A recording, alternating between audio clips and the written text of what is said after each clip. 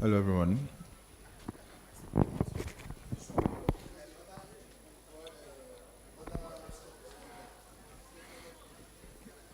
Mic check, 1, 2. Mic check, 1, 2.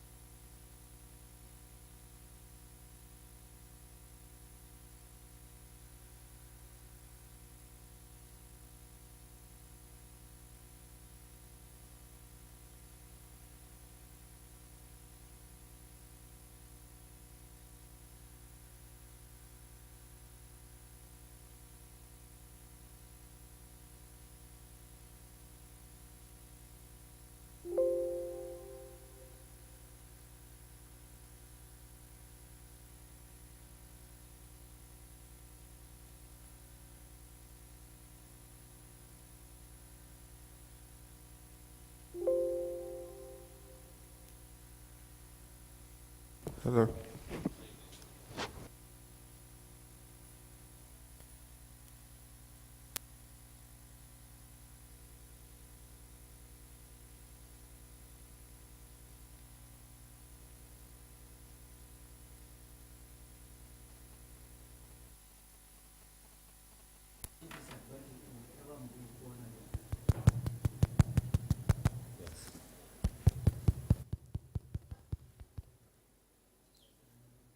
Where's the mic? One, two, one, two.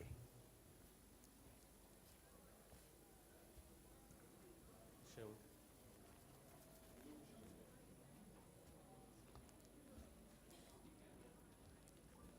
where's Sheun?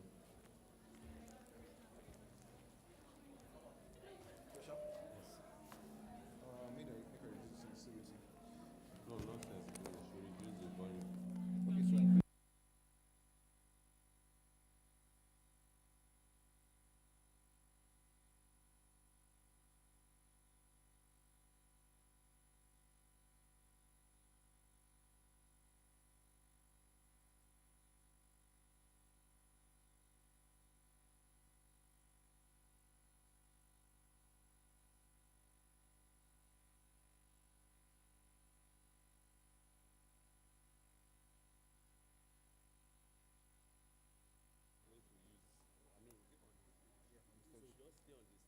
check.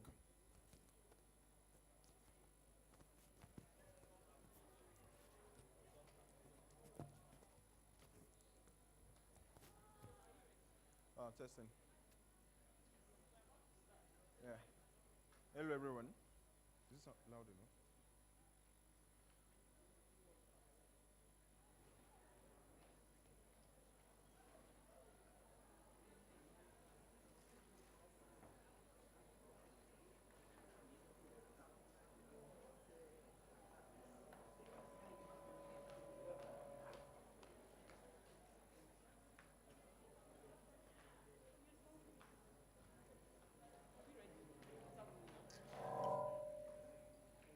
It's too much. Hello, everyone. Is it good?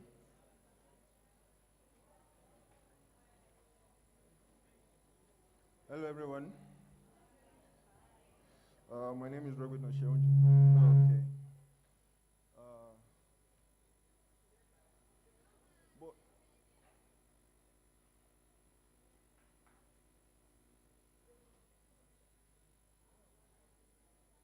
hello.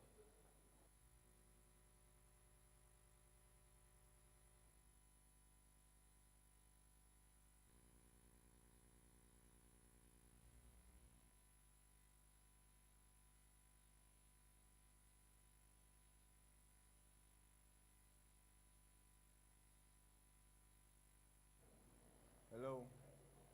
Hello. Hello. Hello.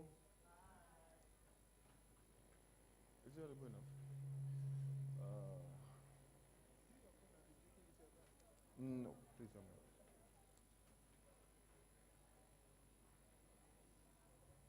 Hi, my name is Robert Nasheon Joshua. Mic testing, testing.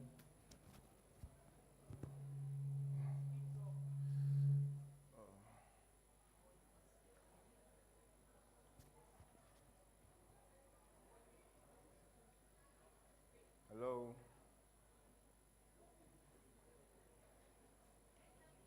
Hello. Hello. Can you guys hear me? Is it audible enough? Can you all hear me? Okay.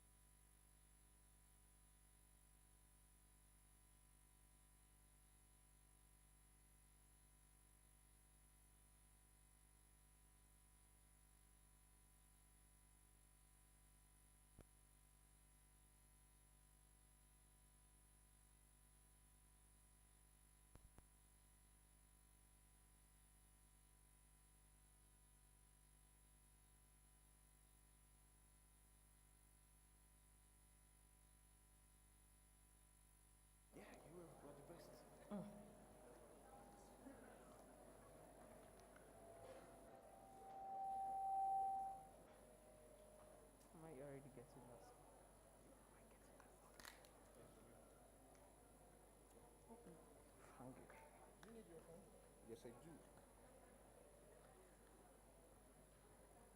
So if it's going to fall, let it fall inside the pocket.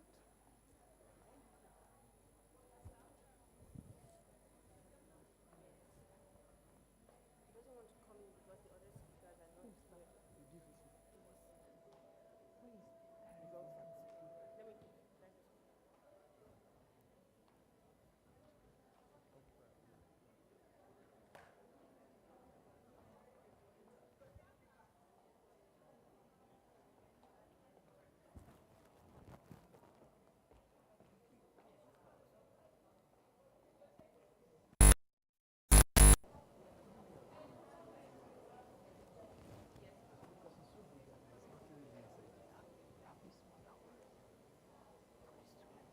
There's a mug inside, isn't it? There's a mug inside, isn't it?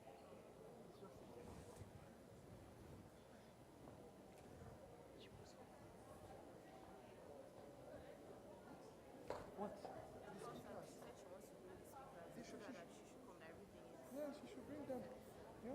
We need to clear so many people out. People that are not supposed to be in there, or people that don't want to sit down should go out of it.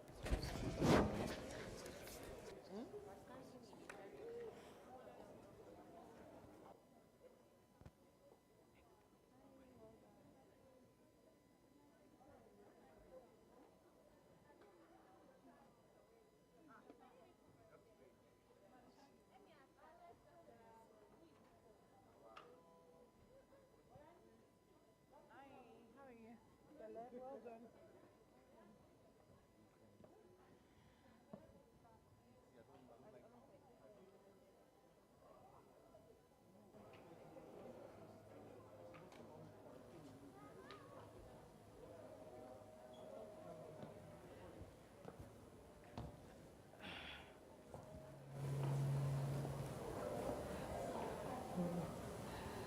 Good afternoon, ladies and gentlemen.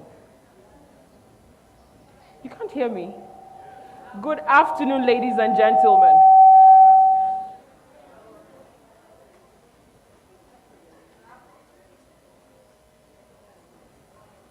Good afternoon, everyone. You can hear the way my voice is. I feed off you guys' energy. So I need your energy to be able to perform and do okay while on stage. So good afternoon, everyone. How many people have been to any one of my events? Let me see your hands.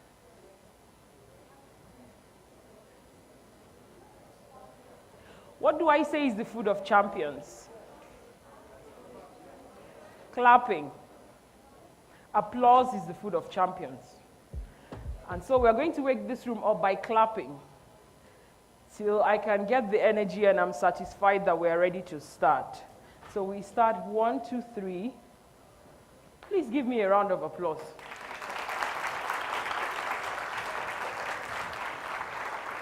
We're not there yet. We're not there yet. We're still not there yet. We can do better. My students, if I see that you're not clapping, you come and take over from me. We're not, it's going down. It's supposed to go up.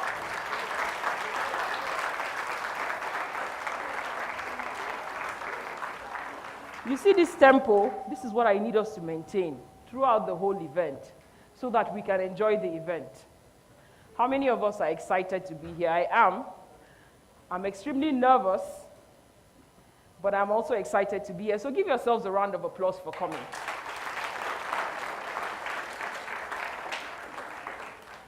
On behalf of the TEDx Planning Committee of Nile University of Nigeria, I would like to welcome each and every one of you to this amazing, first of its kind event in Nile University. Thank you for indulging us with your presence. Thank you for being here. And I promise you, you're going to have a fantastic time. So please clap again, clap many times. We're going to clap. That's how we let the people outside know that we're having fun. So we're going to start off this event with the national anthem. And we're going to stand. And please, no movement around during the national anthem. So please, let's be on our feet as we take the national anthem.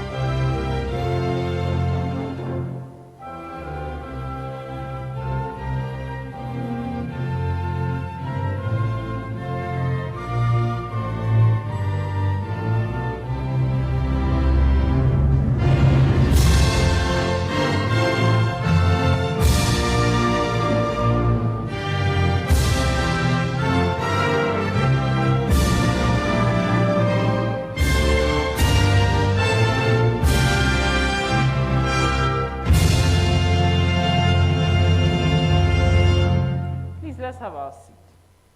Thank you very much. Who else gets goosebumps from hearing the national anthem? Like, I know Nigeria is not where it's supposed to be, but like, does anyone else get goosebumps from listening to the national anthem? I want to know, like, who are the patriotic Nigerians in this room? Does anyone else get goosebumps from listening to the national anthem? Ah, there is problem. Oh. Anyways, you are all welcome to this special and amazing event. And I am your host for today, and my name is Binta Galia Gonika, and I am part of the TEDx Planning Committee. And for the purpose of this event, I am your host today, and I hope I will meet your expectations. So before we start, just a few ground rules that would help us enjoy this event. Number one, can we please put our phones on silent so that we don't affect the flow of the event with our ringtones? Please, can we put our phones on silent? Secondly, when a speaker is speaking, we're expected to remain seated and not move around. So if you need a bathroom break, this would be a great time for you to take it. Because when our speakers are speaking, our doors will be closed and there will be no movement until after the speaker finishes speaking, which is about 15 minutes.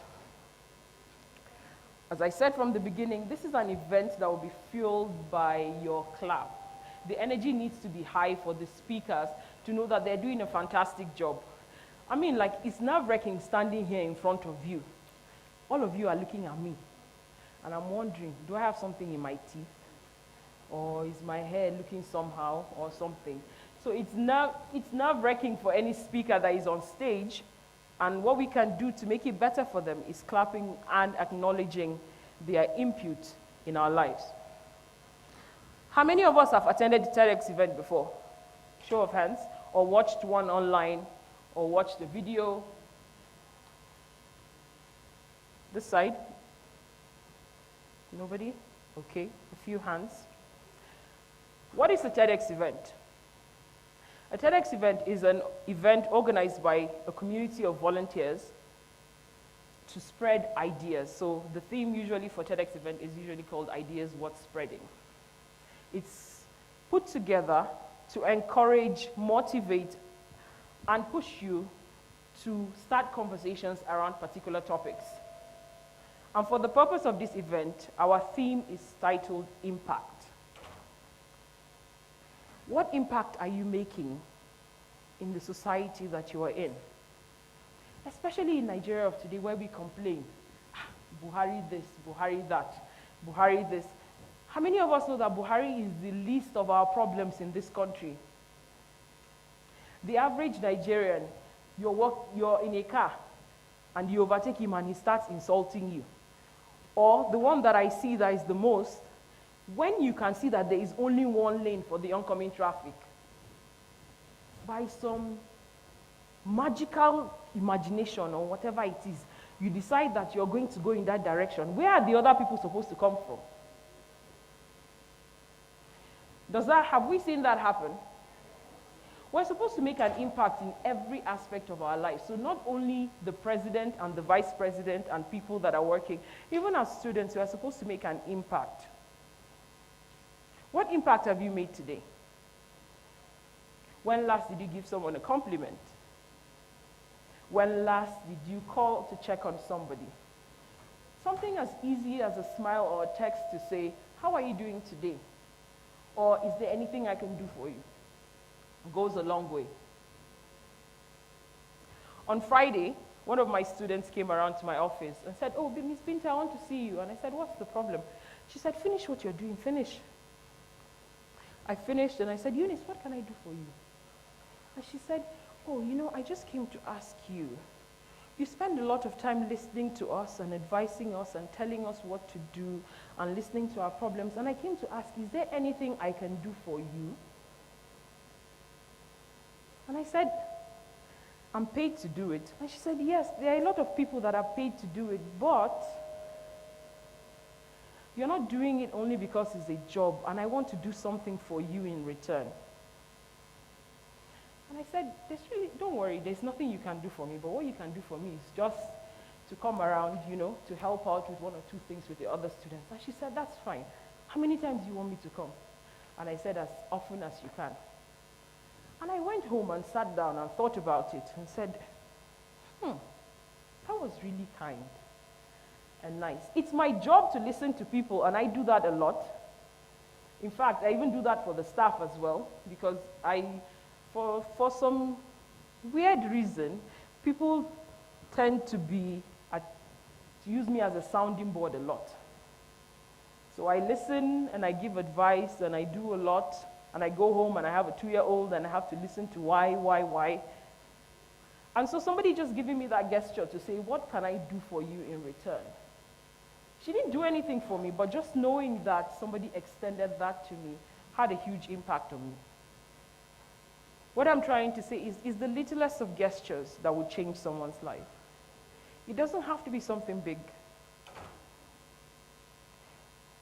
These days, we're in the age where mental health is a serious issue, and people are dealing with things that we know nothing about. Extending kindness, going out of your way to check up on your classmate that you haven't seen in a long while, checking on your colleague that you haven't seen in a long while or you haven't seen at work goes a long way. And that's what the theme of our event is today, impact. And for our organizations that we've invited, what impact are you making in your own space? As individuals, what are you doing that is going to put a positive spin for the next generation of engineers, of doctors, of pilots, of drivers, of whatever it is? That's why this TEDx event was put together. So please, I would like us to put our hands together for all the volunteers for this TEDx event.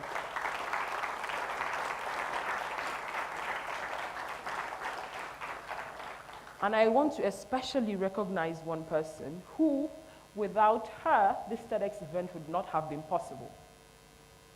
Miss Rukaya, please come forward.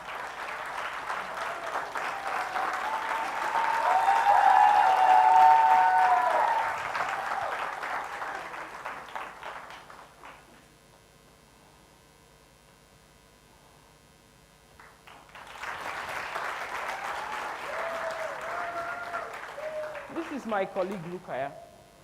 Rukaya is an amazing person. She's so inspiring. Thank you. She's a very shy person, but I'm trying to get her to the point where she can stand on stage and do it, because the next TEDx event, she's the one that's supposed to anchor it, right? Yes.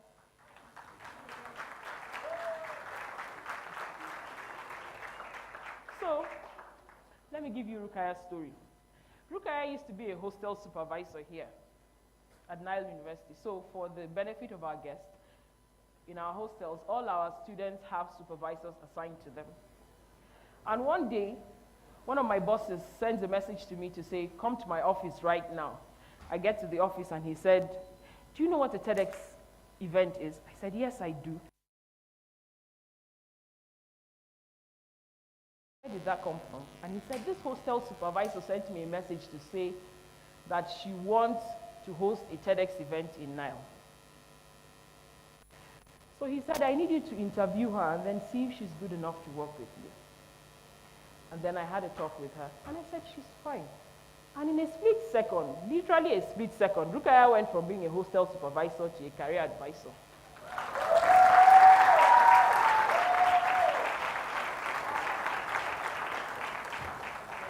And to be honest, I've seen her grow. I've seen her do amazing things. And these student volunteers can attest to the fact that Rukaya is doing great things, right? Yes. Please, a round of applause for her again.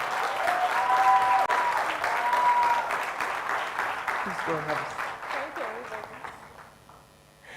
Yes.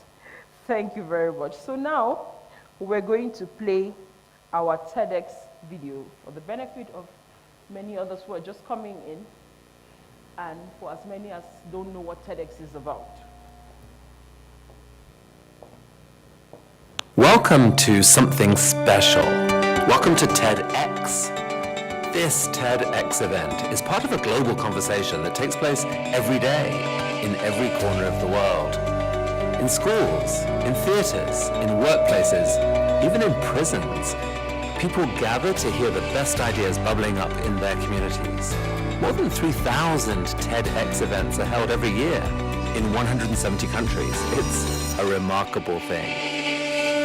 TEDx events are self-organized under a license from TED, a non-profit organization devoted to discovering and sharing powerful ideas in the form of TED Talks.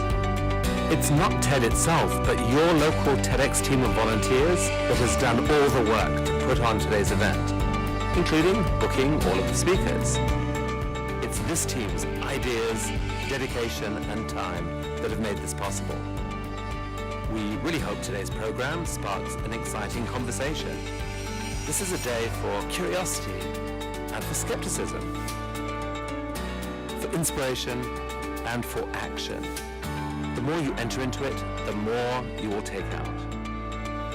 And now, on with the show.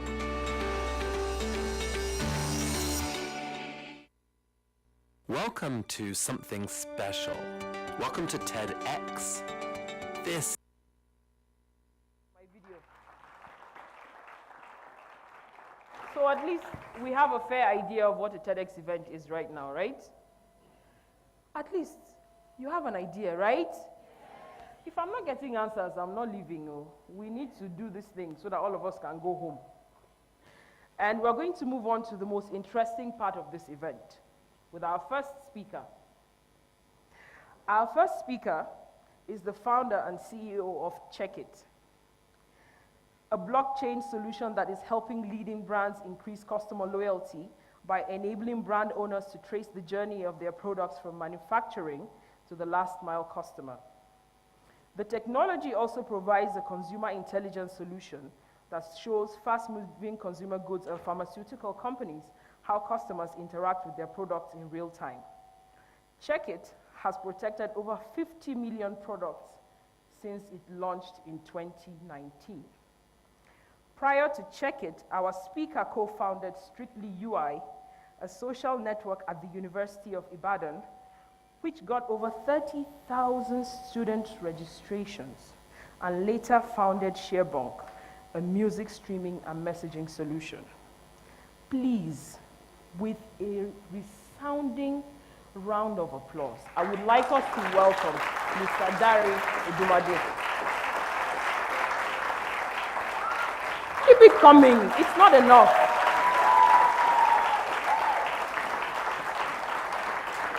Till he gets on stage, we need to keep clapping. Till he gets on stage, we need to keep clapping. We need to keep clapping till he gets on stage. Right. We need to keep clapping till he gets on stage. Thank you.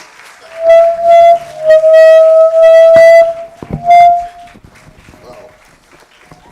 That's a lot of noise.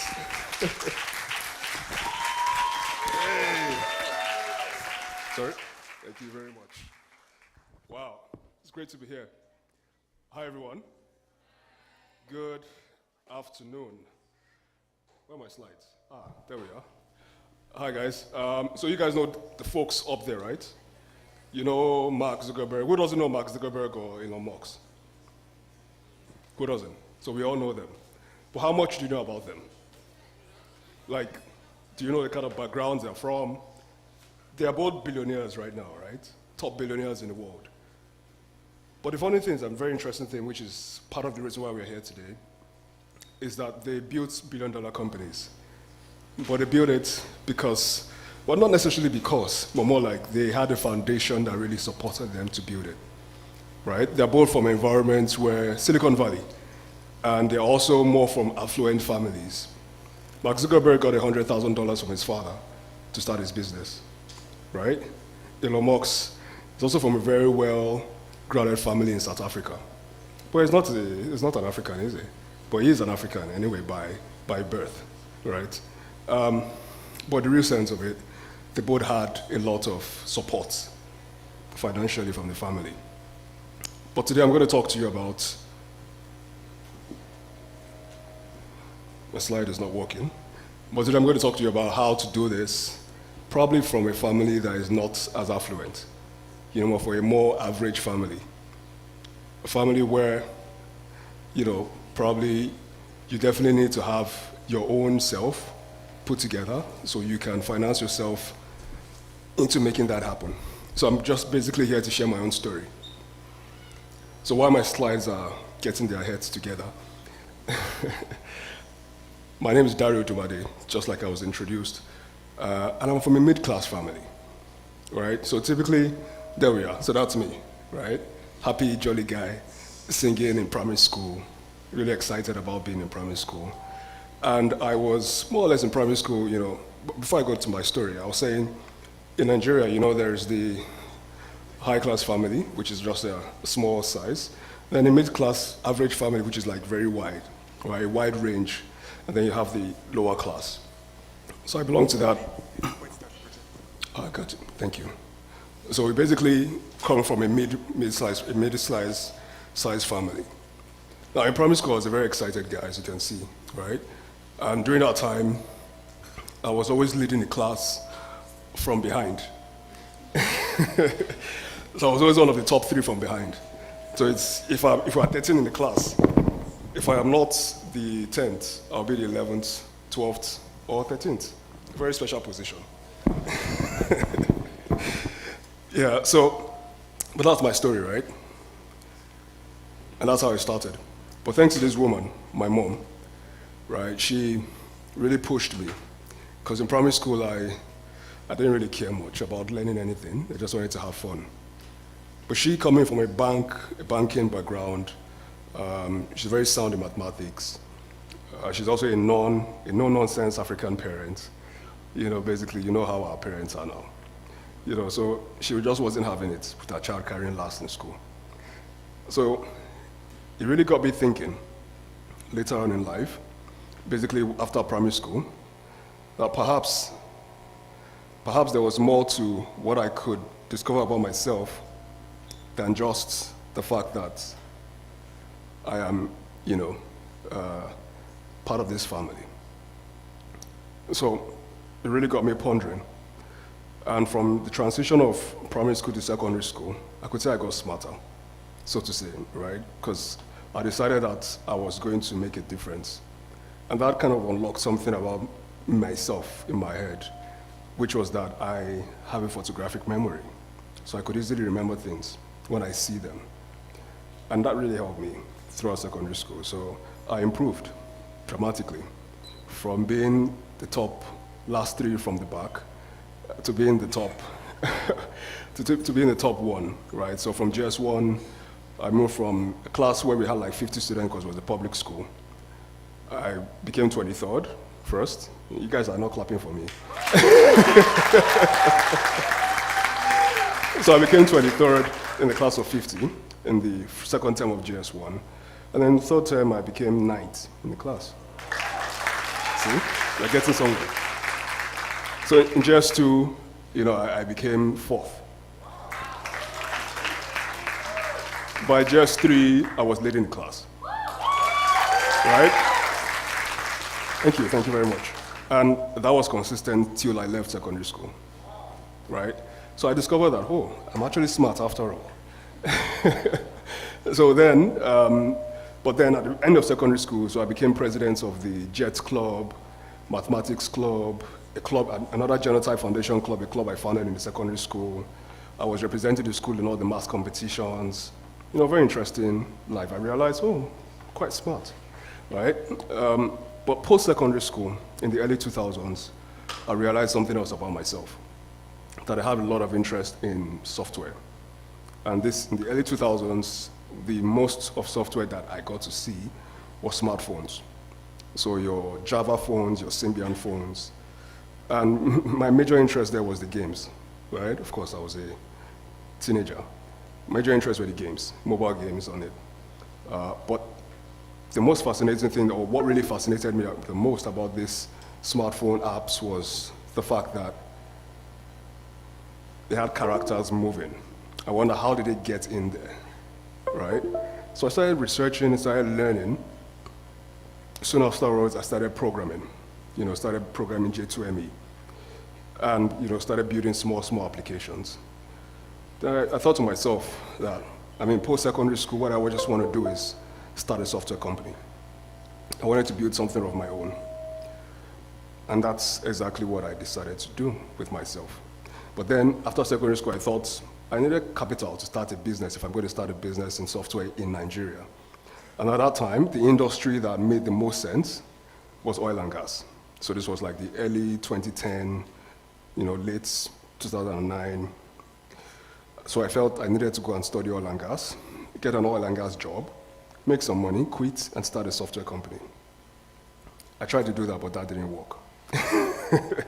So I got into university to study geology. So basically, I'm following the oil and gas dream. But then, after high school, I spent like 4 years at home, doing something else, basically business and all of that. So that was my first experience actually trying out business, before going to university. So by the time I got into university, I knew exactly what I was going to do. But then, in the second year in school, I decided to actually try my hands on building a software business. I decided not to even wait till after school. So I went to the University of Ibadan, and then I built strictlyui.com with my friend, which was basically like a Facebook for the university. So Facebook was shacking me then. So I decided to build something that could connect lecturers and students together. But soon after launching this, we discovered that students were only signing up for one thing. Guess. What do you guys like? Gossips. People wanted to be on the platform because they get to know what is going on in the hostel, whose stuff got stolen, who is like the hottest guy on campus or hottest girl on campus. That's what folks were interested in. And that was my first learning of how to build a B2C, right? Which is focus on your users, or any software business at all, right? People want to use the platform for what they want to use it for. But it's designed for an initial purpose, where people will use it for how they want to use it. Users are king, right?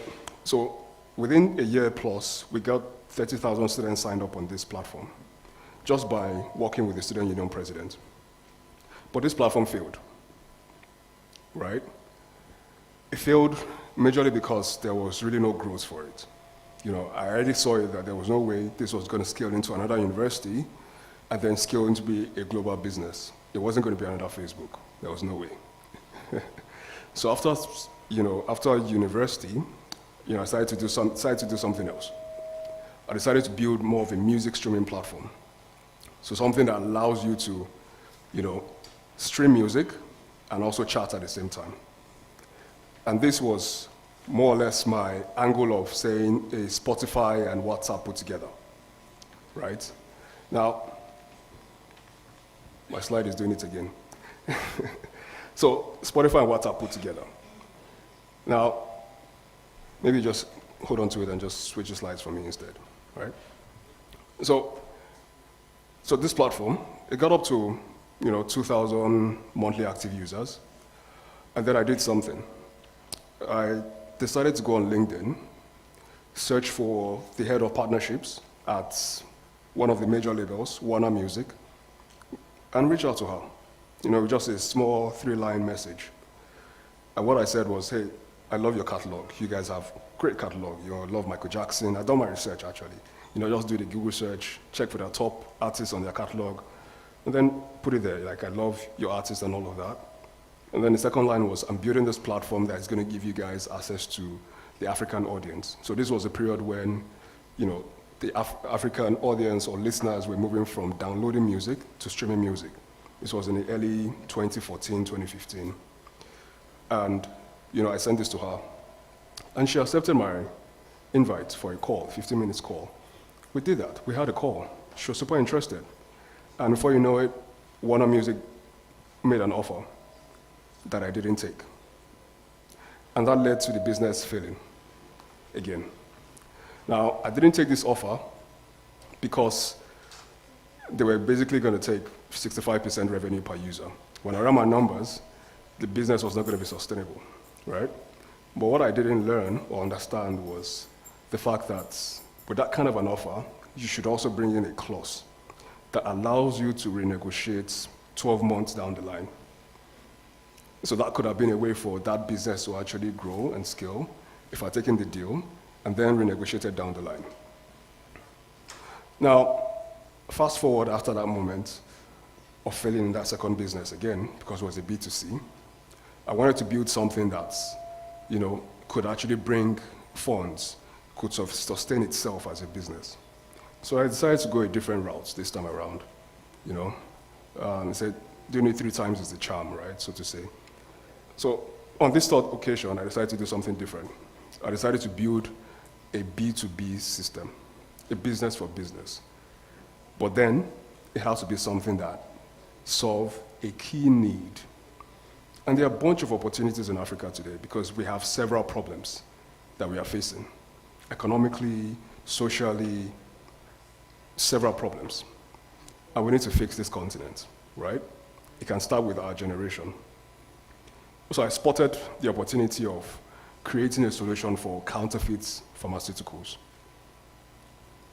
So if you look at it, and I realized that it is way more rewarding for me, actually, to use my talent in solving a key need that can impact millions of lives, because the money is going to follow after, innit? But besides that, we would actually create something with legacy. So I discovered that the dangers of counterfeit is so pronounced, however, not a lot of us notice it. If I ask everyone in the room today how many times you've actually decided to scratch off the sticker label you buy on that anti-malaria, how many of us have done it before? It's less than 5% of the room. In short, probably less than 1%, right? And that is actually not good enough. Reason being that hundreds of thousands of people still die, millions in Africa, still die as a result of counterfeit medications, particularly the popular ones, the ones in high demand, antibiotics, anti-malaria. And this was actually what led to me thinking of this as an innovative solution that we can bring to the fore to solve key problems in Africa. And this problem is majorly because of key supply chain issues. When you look at it, the pharmaceutical space in Africa is heavily, heavily fragmented, right? With several importation routes, several licenses, fake licenses being given, fake products moving around the continent easily, because you can easily bribe at the borders and bring these products in. And lives are at danger, because you can't even differentiate between a counterfeit product and an original one just by looking at them. You can't. So this actually led me to think of creating something much more innovative. And doing my research in the market with my team, we discovered that over the past 10 years, companies have been existing before us, which are the sticker labels I'm referring to, get less than 10% authentication. And the reason is because we just trust the neighborhood pharmacies around us, right? You believe that guy in your street is not going to sell counterfeit medication because, of course, you live in a highbrow area, for instance. Or you just think that, you just believe that this pharmacy on the next street to me is definitely not going to sell counterfeit because, he won't want me to die, but you never know, right? So this was what led us to creating Check It.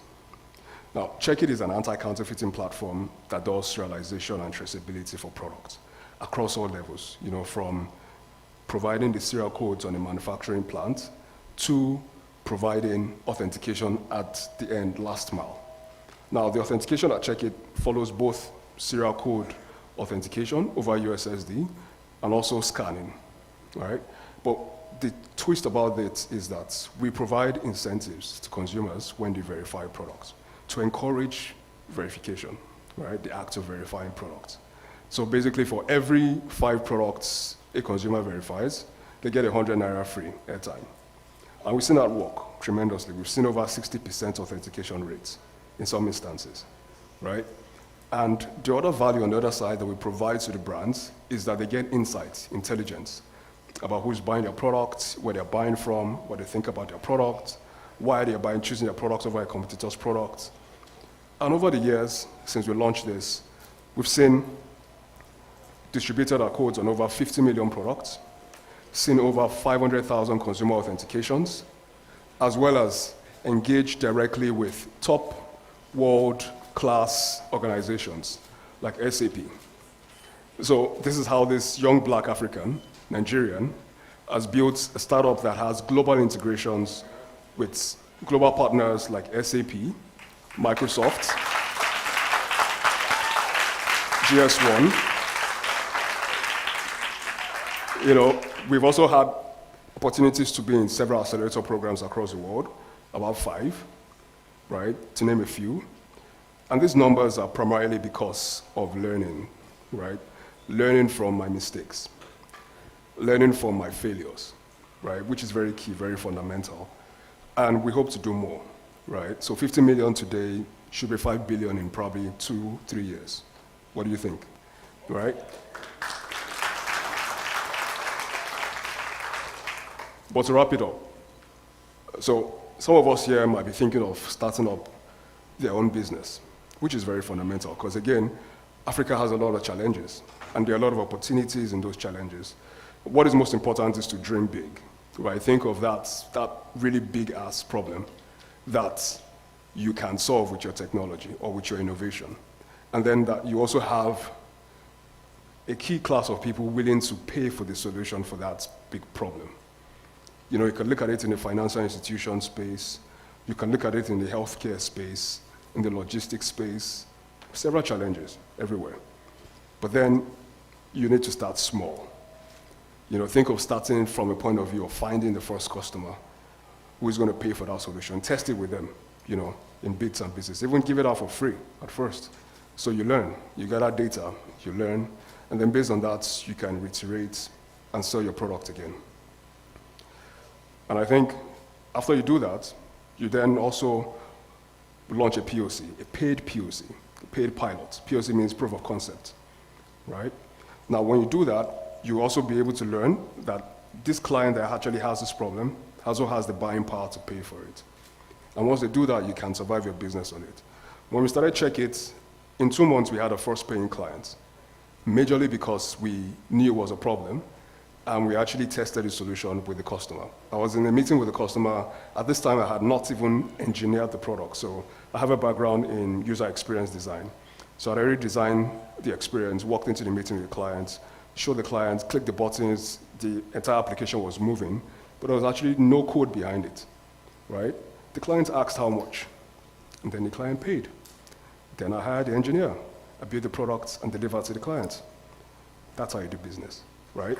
From start, if you don't have the capital to start, right? Meaning that you can use your own self-resource, build out something that then allows the customer to actually pay you for you to build and deliver that solution to the customer. So yeah, nothing is impossible. Everything is possible. Thank you very much. Thank you for being here.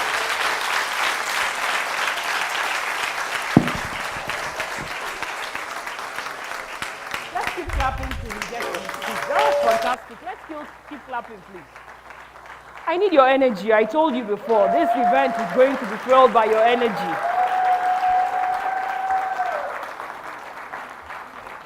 Thank you very much, Mr. Dari.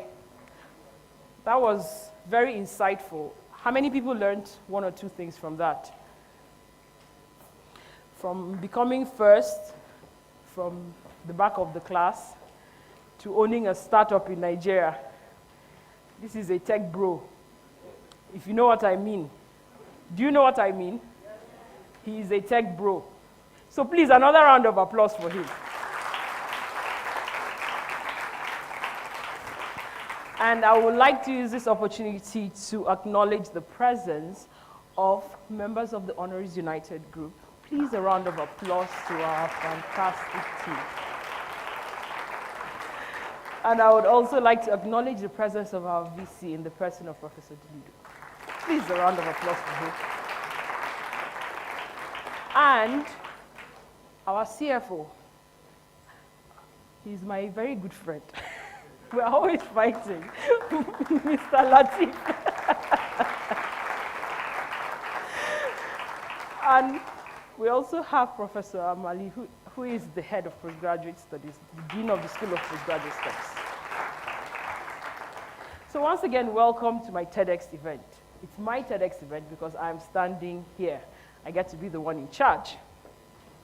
And without wasting any more time, we're going to go on to our second speaker, who unfortunately, because of security concerns in Nigeria, could not make it in person, but she sent us a fabulous video of her presentation. So I'm going to read her profile, and after that, we're going to watch her video. So please indulge me. Sonia Ben El Kalha is the Director of Employability of the Honoris Group in Tunisia. She is a HR consultant and a process communication model trainer. Prior to her role at the Honoris Group, she was the head of internal communications and a soft skills trainer at Oredo, Tunisia, the first private telecommunications operator in Tunisia, and for 12 years before launching her own training and HR consulting firm. She has a master's degree in finance at IHEC Tunisia and other professional qualifications in human resources, personality profile, and neuro-linguistic programming. She will be speaking on the topic, the future of work is a matter of being human. So please, a round of applause as we put all our attention on this video. TEDx event is part of a global conversation that takes place every day in every corner of the world. In schools, in theaters, in workplaces, even in prisons, people gather to hear the best ideas bubbling up in their communities. More than 3,000 TEDx events are held every year in 170 countries. It's a remarkable thing. TEDx events are self-organized under a license from TED, a non-profit organization devoted to discovering and sharing powerful ideas in the form of TED Talks. It's not TED itself, but your local TEDx team of volunteers that has done all the work to put on today's event, including booking all of the speakers. It's this team's ideas, dedication, and time that have made this possible.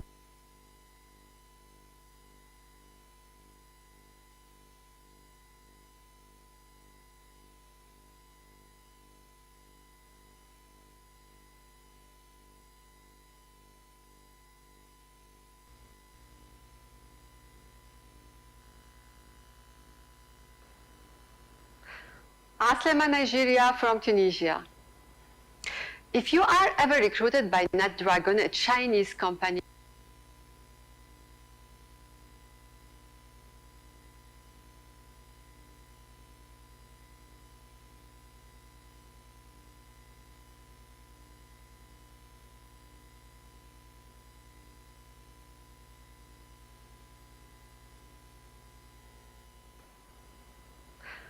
Aslema Nigeria from Tunisia.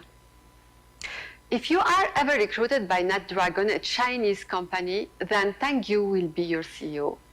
It's happening. Humanoid robots will be our colleagues, managers, and teammates. This artificial intelligence seems to have all the managerial skills it might need to lead the company. It will help the company make rational and non-biased decisions. It will also be involved in the development of talent. Can you imagine a robot attracting, onboarding, developing, motivating, and retaining high-performing employees? Isn't this great? I've worked in HR, and employees often complain about their performance appraisal. They may think managers are somehow subjective. So finally, an evaluation by an artificial intelligence far away from emotions and assumptions. Would this make employee happier? Would it provide a healthy work environment? Let's imagine our work, our daily life in the near future. I can see that I'm recruited in the metaverse. I am part of a nowhere company with colleagues who are everywhere. Companies are no longer hiring permanent employees. They have access to platforms matching companies' projects and service providers, experts. And artificial intelligence will analyze and do the matching. I am a set of skills on a platform. Today, I'm working on a project with a team for a fixed term. Tomorrow I'll be working on a new project with another company in a different location. Would it be possible in this context to build relationships with colleagues? In the past, you certainly attended meetings with people who speak foreign languages that you do not master. Now, actually, you don't need to learn foreign languages because there are real-time translation applications that can translate everything, anytime. Everything becomes virtual. You don't know many details about your colleagues anymore. You don't shake hands or hug. You don't know what they look like, their face, but you know their avatars, their digital twins. Your human and humanoid resources director will work hard to make you feel engaged and motivated, a quite challenging position. A few years ago, we used to call him HR director or director of people and culture. We also have a chief happiness officer to bring us together virtually. Our chief happiness officer organizes virtual team building activities and launches online nursing service to check regularly our health. Some suffer from varicose veins and obesity due to lack of physical activity, skin problems due to lack of natural light, and stress-related eczema. The workplace looked like this. These are my ex-colleagues. We had time to meet around the lunch. We had team building activities in open air. We had time to build strong connections and share strong culture and corporate values. 10 years later, we are still meeting and loving each other. Then we will shift to remote work where virtual environment is prioritized. Teleportation holograms, roaming avatars are not a part of science fiction movies. It's the near future of work. Are you ready to embrace virtual reality and metaverse? Well, several questions arise today for HR managers and employees. How to reshape the employee experience? What are the prerequisites to adapt to these new forms of work? How to build a strong culture and connect hybrid teams around common values when some employees are located on-site and others join virtually from off-site? Experts recommend to focus on transversal skills like agility, problem solving, resilience, emotional. He will show his stress by being on the details. For example, to a waiter at the restaurant who will tell him, your order will be ready in a few minutes, there is a strong chance that he will answer, little time means 5 minutes, 7 minutes. If he's working on a project and a new one is thrown at him, he will need to understand why and how to commit to it. His preferred work environment is alone or with one person rather than with a large group or in an open space. Who recognizes himself in this profile? Who among you is more effective when studying alone or with a buddy, usually the same person? This is the preferred environment of the thinker type. We can therefore think that online work where he can work from home, being alone, is beneficial. This is possible. On the other hand, in remote work, the risk is to mix up lunchtime, working hours, breaks, personal and professional life. This is the mistake that many persons had made and have paid the price by going through a burnout during pandemic. So set a schedule and stick to it. Managers would have the responsibility to think on how to provide a structured information in a moving environment. Set up systems capable of detecting unrealigned a compatible trait with empathy. So the challenge for managers will be to find the best way to encourage empathy in the future workplace. The challenges for designers of the metaverse, for researchers, is how to design empathy and social connections in the metaverse and virtual reality. It's to make thank you good at using empathy. Another personality type is the thinker type. Let me ask you questions. Who already planned what they will do today after the TEDx? Who doesn't like it when a picture is not hung properly, not aligned in a wall? If you raised your hand, then you may have the same profile as my friend Sabri. You are logical, responsible, and organized. Sabri likes to make a list of things to do and is happy to cross out finished actions, done, done, done. He prepares his outfit for the next day before going to sleep. People with strong thinker traits have good analytical minds. They need to weigh all the options before making decisions. They gather as much information as they can, sort it, analyze it. When Sabri has a conference, for example, an important meeting, he prefers to visit the stage, see the space, rehearse. He's not comfortable if he discovers the place at the last minute. When he has to make a trip, he knows in advance how long it will take. He prepares a schedule, a whole program, day by day, morning and evening. When I provide trainings, for example, I quickly spot them because they are the ones who will ask, what time do we finish? When is the break? It's not that they are bored, it's just they need to know. Thinker types dislike the unexpected, the improvised.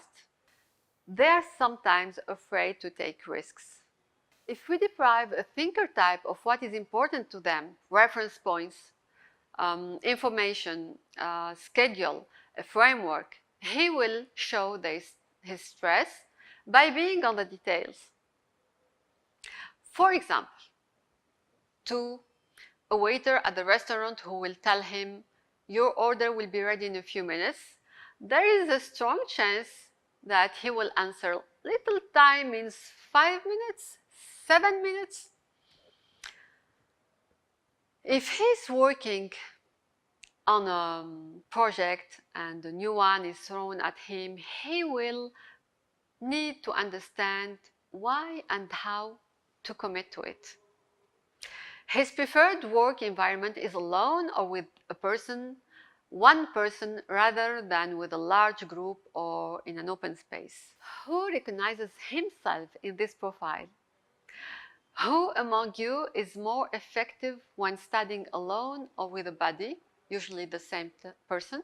This is the preferred environment of the thinker type. We can therefore think that online work where he can work from home, being alone, is beneficial. This is possible. On the other hand, in remote work, the risk is to mix up lunchtime, working hours, breaks, personal and professional life. This is the mistake that many persons had made and have paid the price by going through a burnout during pandemic. So set a schedule and stick to it. Managers would have the responsibility to think on how to provide a structured information in a moving environment. Set up systems capable of detecting on real-time information required by their teams and provide answers in real time, or let's say short time. Reducing uncertainty in a moving world and providing structure will be the challenge for managers. The third personality I would describe is the imaginer. Imaginers are calm, reflective, and imaginative. They are not talkative. People may see them as introverts because they already step forward to present themselves in a meeting or a classroom. They are not the ones asking questions or interacting, but when asked to share their thoughts, their eloquence is often a surprise They are deep in thoughts. They can easily do projections, plan strategies, have a vision. Interacting with others drains them of energy. They need to spend time on their own and preferably in uncluttered space to recharge. They also need time and they prefer being directed with clear instructions. So yes, working in an office with other people is tiring, and virtual workplace is beneficial for their needs of solitude. But again, the challenge would be how to respect the psychological needs and yet build a strong corporate culture. Create the feeling of belonging while providing personal space.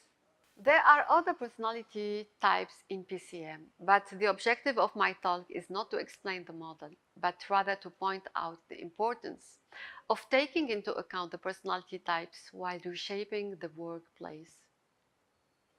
At the end, am I saying that our personality could be a limit to our adaptability? For sure, no. Our personality is the key where we should start to define our personality is the key where we should start to define our path for transformation readiness program. It's where we should start if you want to adapt. Know more about yourself and how to satisfy your psychological needs to be able to adapt. It's the key for managers and HR to understand their employees and anticipate their stress sequences and then decide on how to reshape the workplace and the whole work journey. It's related to the Ubuntu principle. I love this African word, Ubuntu, the principle of humanity beyond borders, and I would say beyond digitalization. So, scared about digitalization, artificial intelligence, new workplace, the one thing that should scare you is not taking the time to know who you are. Thank you.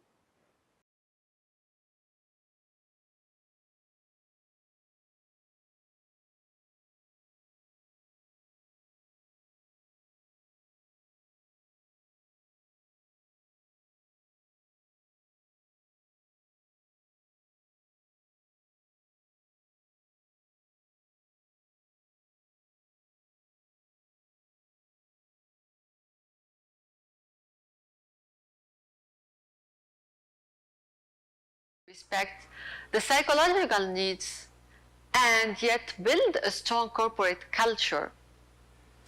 Create the feeling of belonging while providing personal space.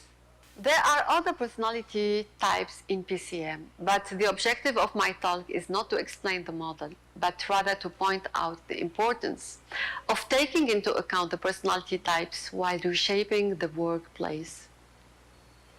At the end, am I saying that our personality could be a limit to our adaptability? For sure, no. Our personality is the key where we should start to define our personality is the key where we should start to define our path for transformation readiness program. It's where we should start if you want to adapt. Know more about yourself and how to satisfy your psychological needs to be able to adapt. It's the key for managers and HR to understand their employees and anticipate their stress sequences and then decide on how to reshape the workplace and the whole work journey. It's related to the Ubuntu principle. I love this African word, Ubuntu, the principle of humanity beyond borders, and I would say beyond digitalization. So, scared about digitalization, artificial intelligence, new workplace, the one thing that should scare you is not taking the time to know who you are. Thank you. Aslema, Nigeria from Tunisia. If you are ever recruited by NetDragon, a Chinese company, then Thank You will be your CEO. It's happening. Human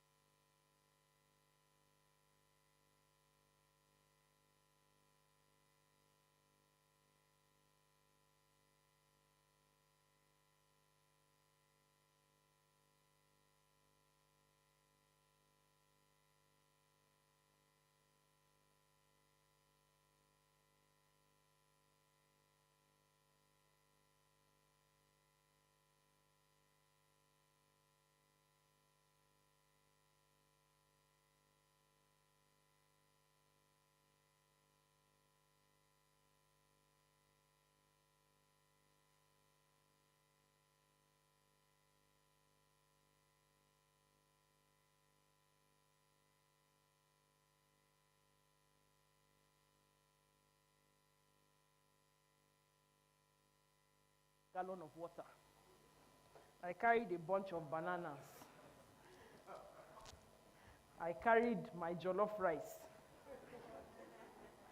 Along the way, I started asking people, would you like a banana? Would you like a banana? By the time I got halfway to the top, I had thrown away everything. I think the only thing that was left was my jeans. And then I saw someone cutting something with a knife. I said, sir, please, can I use your knife to cut my jeans? When I got to the top, it took us 2.5 hours. We got to the top, and they said, oh, we are here to take a picture. The Nigerian in me said, so after all this stress, we're just here to take a picture. We took a picture, and it was time to come down again. I said, another 2.5 hours. And my friends, they were Germans and French and English and American, and they were so excited. Oh, Binta, you can do this, you can do this. In my mind, I said, I cannot do this. So when we finally got to the bottom, it was that day I realized that what Socrates said, know thyself, is a very, very important principle in life. The next weekend when they said we should climb another, I said, please, I am not available. So what I'm trying to say is, know yourself, know your capacity, know what you can do, and focus on your strengths. I realized that I was good in finding places that they could climb, but not in climbing. So I used to help them find opportunities where they could go to climb, but I wouldn't climb. So please, a round of applause for ourselves once again. And I feel now it's time for us to have a little bit of a break. We have a saxophonist who is going to wow us with his skills. So please, a round of applause as we welcome Mr. Lasisi to come and play the saxophone. Please keep it coming for him. Please keep it coming. Please keep it coming.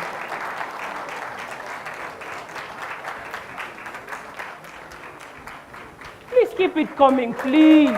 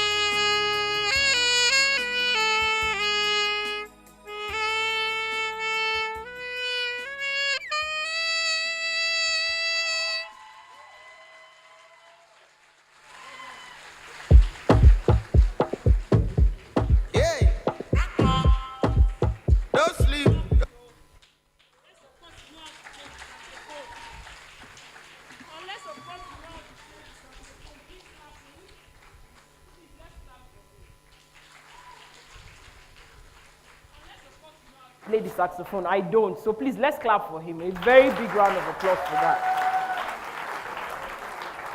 Nile University students are talented. I mean, like, I attended the talent show here. The talent, even in this room. Please, Nile University students, give yourself a round of applause.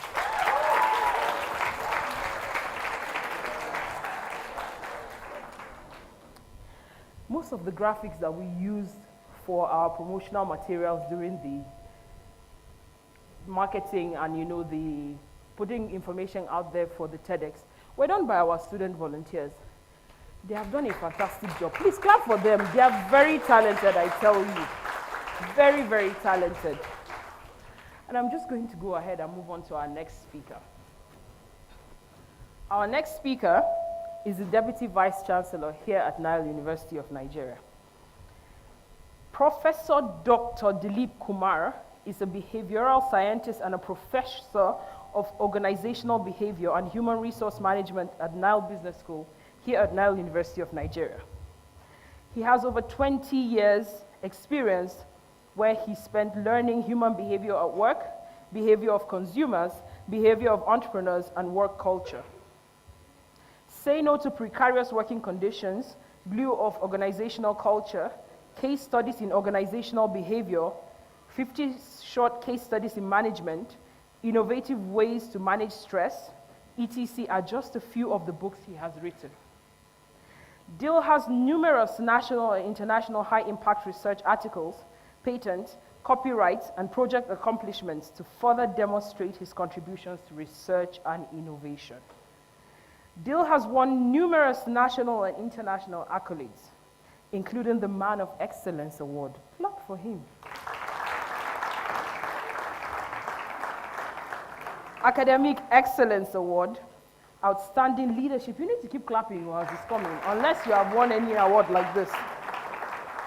Excellence in Research Award, Academic Icon Award, and many others, demonstrating his accomplishments in academics and research. Dil thinks that organizational structure, operating models, and workplace behavior will continue to be redefined by generational shifts and allied technological developments. Dil is now eager to explore work, organization, and transformation issues in the workplace and connect human behavior to the future of employment and lifelong learning. So with a resounding round of applause, please let's welcome Professor Dil.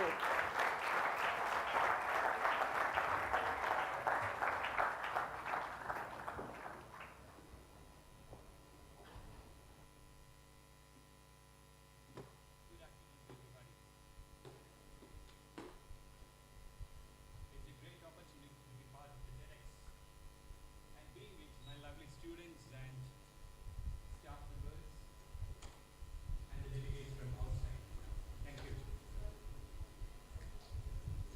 Today, we would like to have a short discussion on the future of work. Everybody strongly excited to hear about the future of work because everybody's lifeline connected with that. So this is the topic with which I would like to connect the future of work. And I'm trying to crash your mindset. Can I do that? I'm not getting answers. Yes. Very good. I'm going to crash your mindset and you have to find your ways to fix it. So the first thing is connected to the future of work. So the concept of work, when you talk about, what exactly coming to your mind? 8 hours of work, 40 hours in a week, and 2 weekends. Is the concept of work for many. But the question is, why do people work? Why do people work? I got many answers. One, survival, existence, affiliation, standard of living, and income. Many answers are coming up. But when you look, if you want to understand the future of work, If you want to understand the work, the concept itself, you need to look back to the prehistoric, to the industry 5.0. So when you move towards that, what was exactly happening with the prehistoric time? People used to hunt, and they prefer group living, and they go for trekking, group medication. So the skills connected with that. But when the days moved on, it has changed to a society of religion. So the religion fixed the jobs for you. If you don't follow, you will be ending up with unemployed. Like I would like to take you to a place, India, highly populated country, ruled by religion. The society is divided into 4 systems. It's called as colors. It's called as Varna system. So the upper, then coming, and then 4 types of classes. The first category called as Brahmins. They were the thinkers. Then coming Kshatriyas. They used to be the warriors, the leaders.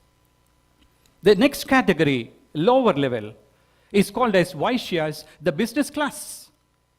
And the last, it is connected to the Shudras. They have to serve others, the workers. And this kind of change we have observed. And people, the social stratification already fixed. You cannot move from one ladder to another ladder. Job already decided by the caste or religion. We moved away from that system to another system, the class system, the richness of the people. You could see that many categories of people like alpha, beta, gamma, delta, epsilons, the common class based on money you have. And this also we witnessed, and that also changed. So if you look upon the 18th and 19th century, the kind of jobs available, if I have to talk about future of work, you need to understand this history. We accepted the change. We accepted the transition. We accepted the movement of skills. Look, different types of, what you would say, the kind of jobs available at that time, prehistoric, 18th, 19th century.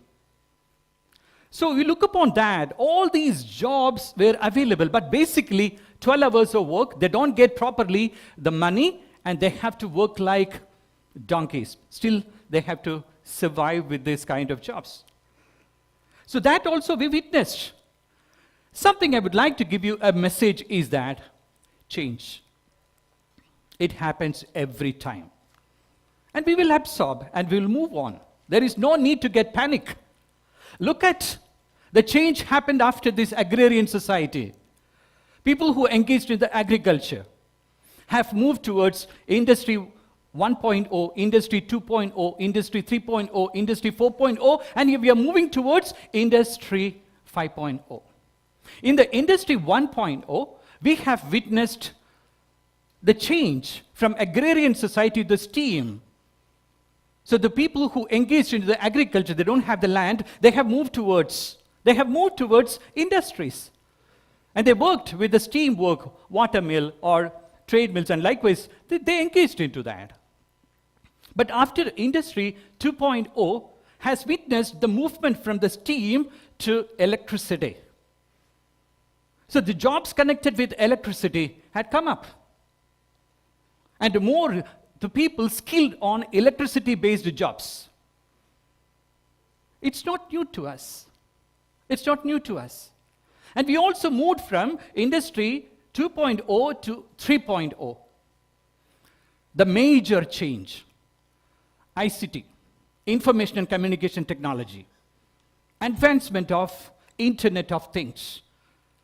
And several jobs have been created based on IT, IIoT, industry, Internet of Things. We absorbed it. As common human being, to survive, we absorbed it. It's not a new thing. And now, Industry 4.0, robotic applications, 3D printing, nanotechnology, biotechnology, artificial intelligence, machine learning, deep learning, NLP. Things are moving, still we are absorbing. So these changes exactly moving towards the next level, which is Industry 5.0. And it's already started from Japan. So the disturbing light. The disturbing light is that excessive automation and changes the requirement of employability. The new skills required to perform the task, and at the same time, the wages also determined by that. So if you follow the traditional kind of courses and education, you're not able to catch up your labor market. The message I would like to give you is this one. Every decade, we turn to be unfit to employable. Every 10 years, if you don't reskill, upskill, and rebuild your skills, you're not able to catch up because the technological innovation is going up, and you are turned to be redundant in a work system. The knowledge I have 10 years back and now is totally different, and I'm moving towards that.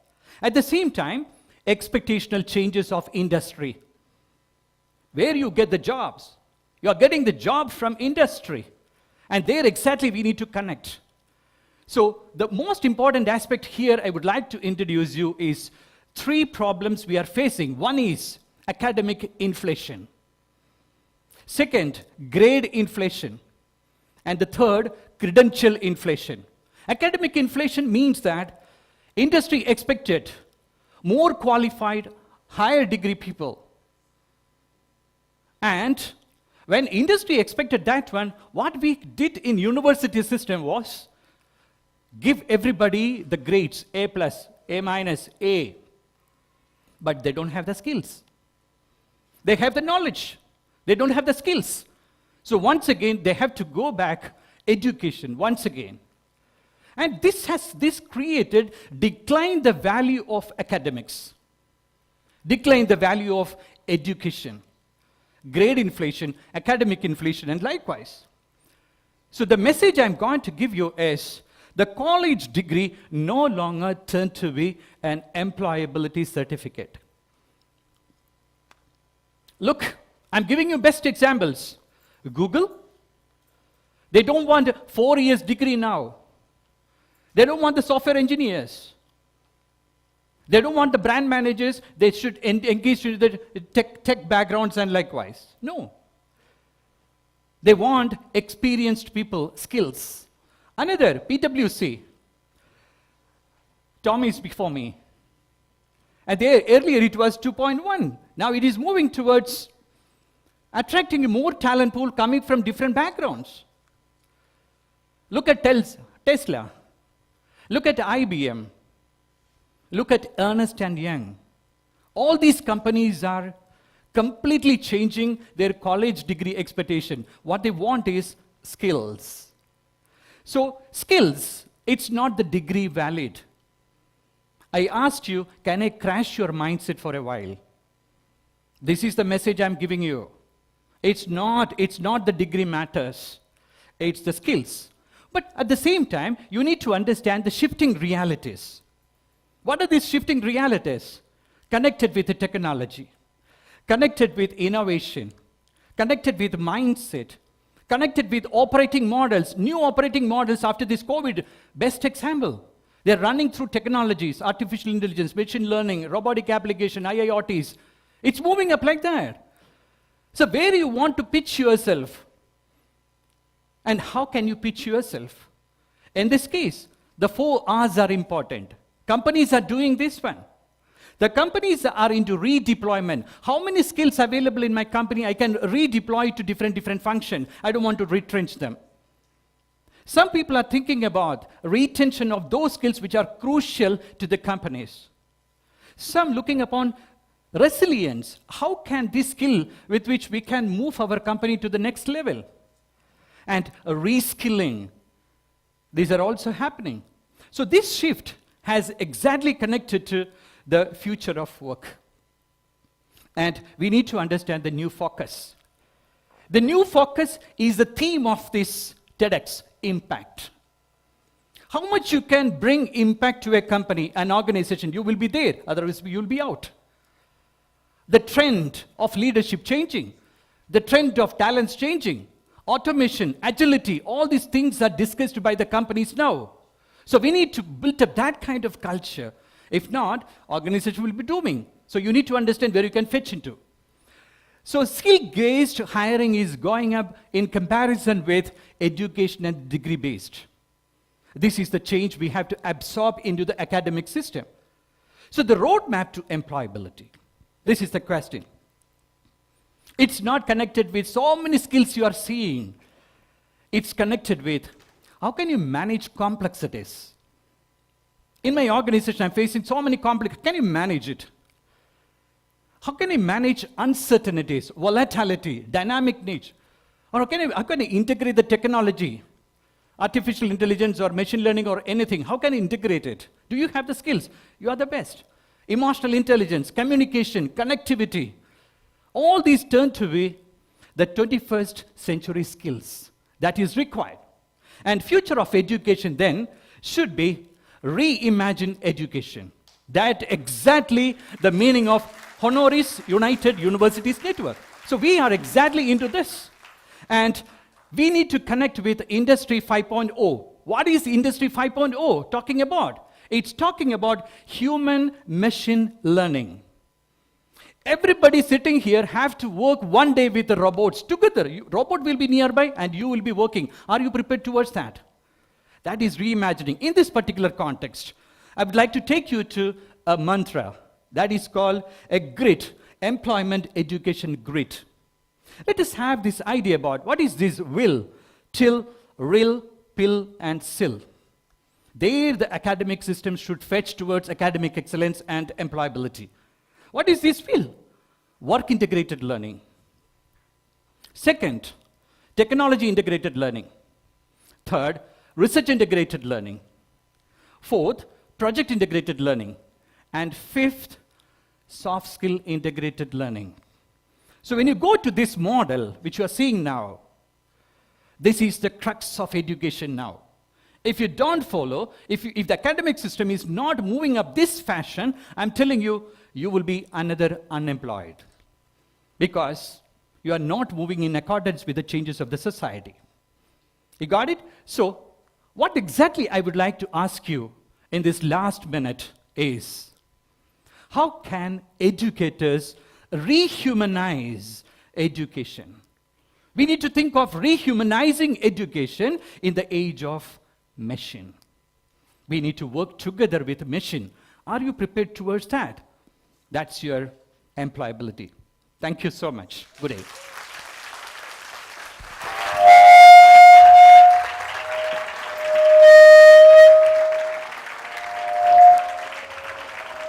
Please keep clapping. I'm guessing we now know why he's the man of excellence. I'm guessing we can now tell why he has the Man of Excellence award. That was thought-provoking and powerful, if I may say the least. Who else thought it was thought-provoking and powerful? I traveled with him, I think it was last week, and by the time I got back, I realized that if I don't do anything about my life, maybe myself, I'll be unemployed soon. No? Thank you very much, Prof. We really are honored to have you speak to us. And without wasting any more time, we're going to move on to our next speaker. And I will just be waiting for them to give him the mic.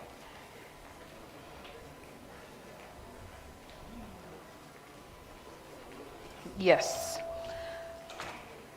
Just a few minutes. Okay. Our next speaker is a Nigerian musician and entrepreneur. Please, a round of applause for him.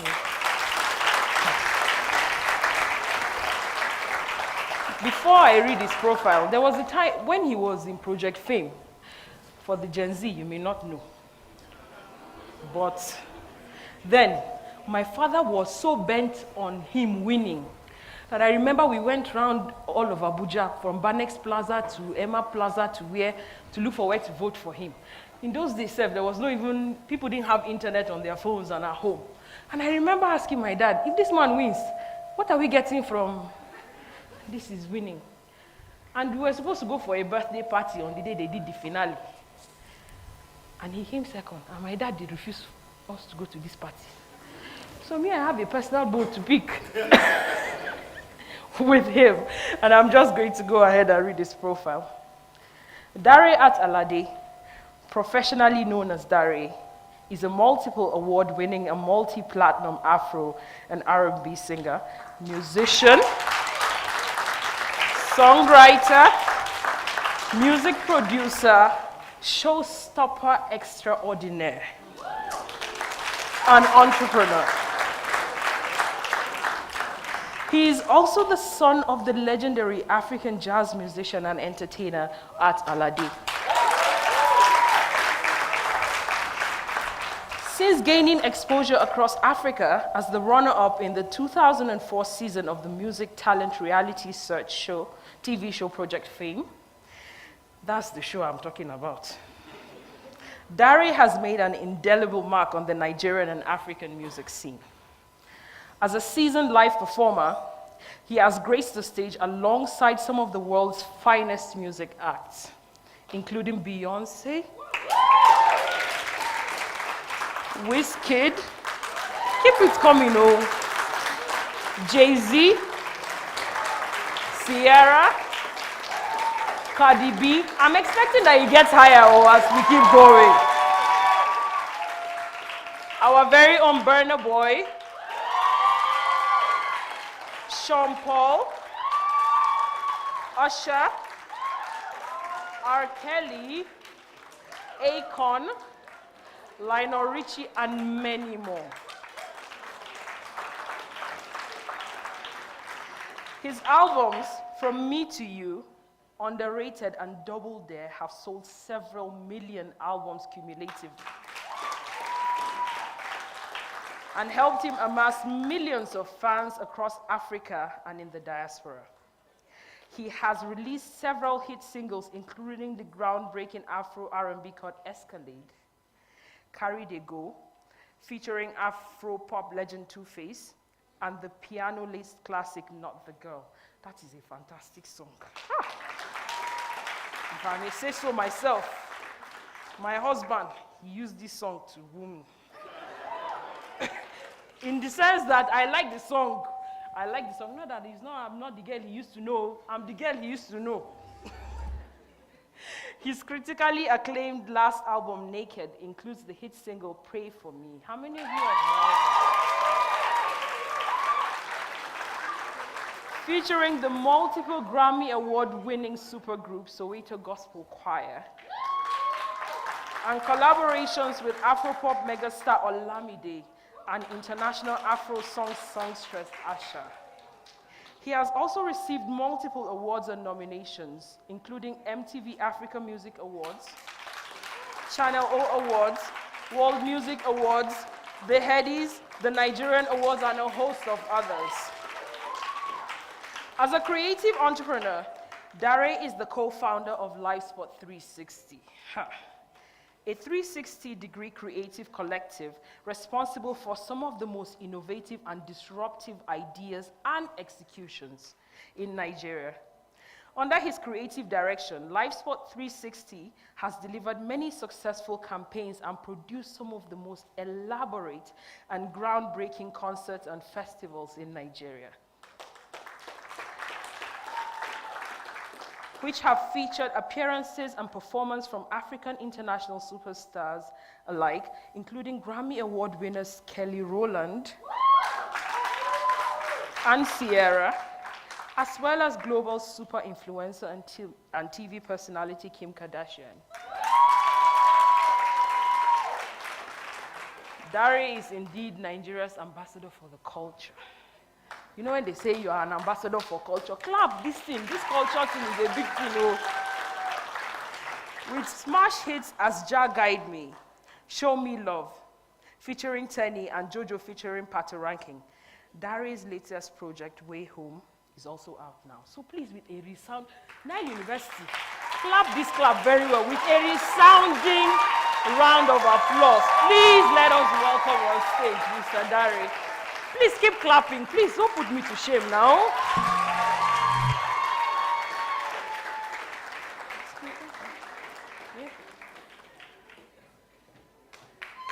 Oh, hello. Thank you. Thank you, guys. Yeah, let's get started. Welcome to my TED Talk. My name is Dare. Some people call me Dare, but my name is Oluwadamilare. That's my original name. Let me introduce myself. Here we go.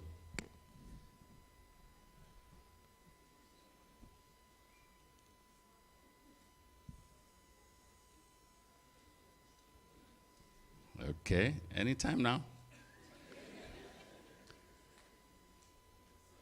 What do you see on the screen, guys? Louder.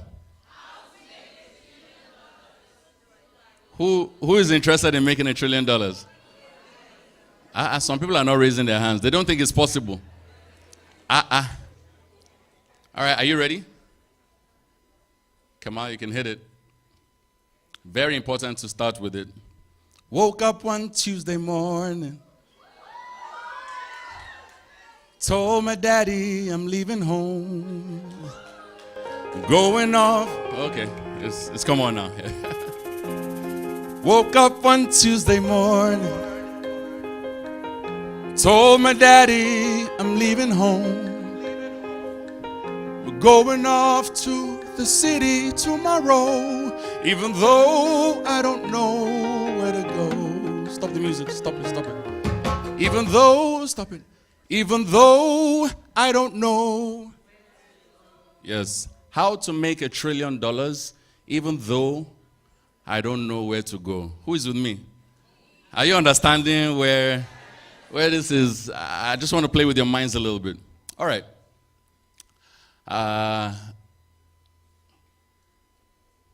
Let's switch. Is it working? You can switch it for me if you can. There's one corner that you stand where the thing works. You guys have pieces of paper? You have something to write with? I'm going to need you to bring out a pen and a piece of paper. There's something that's very important to write very soon before we get started. And we can switch to the next slide, and you can switch me here. Is it working yet? You won't be writing too much, don't worry. It's not an essay. Some of it can be just one word that you end up writing, but we'll talk about it before we get there. This talk is not about me. The wonderful lady who introduced me has done all of that, so this is not about me. I have a rich history. I have a background. And mostly it's predicated on a lot of things that I'm about to share with you. I hope it connects. I hope it motivates you, and I hope it inspires you. I was really excited putting this together. All right, so I think they're restarting it. But for the sake of time, I'll go with some of my notes from here. How to make $1 trillion. You're probably wondering, okay, Dare, you yourself, have you done it? Am I right? Yeah. When I said it to myself, I thought, this guy, you are saying this thing. Have you really made $1 trillion? Do you know what $1 trillion is, guys? There's no trillionaire in the world. All your biggest, the richest, your Mark Zuckerberg. Who knows Mark Zuckerberg? Yeah?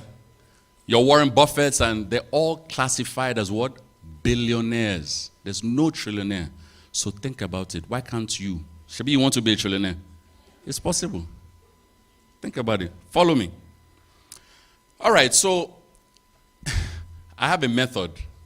I have a formula, but I'm going to start collecting money from the back. Who's with me? You have to pay for it. Are you ready for this method?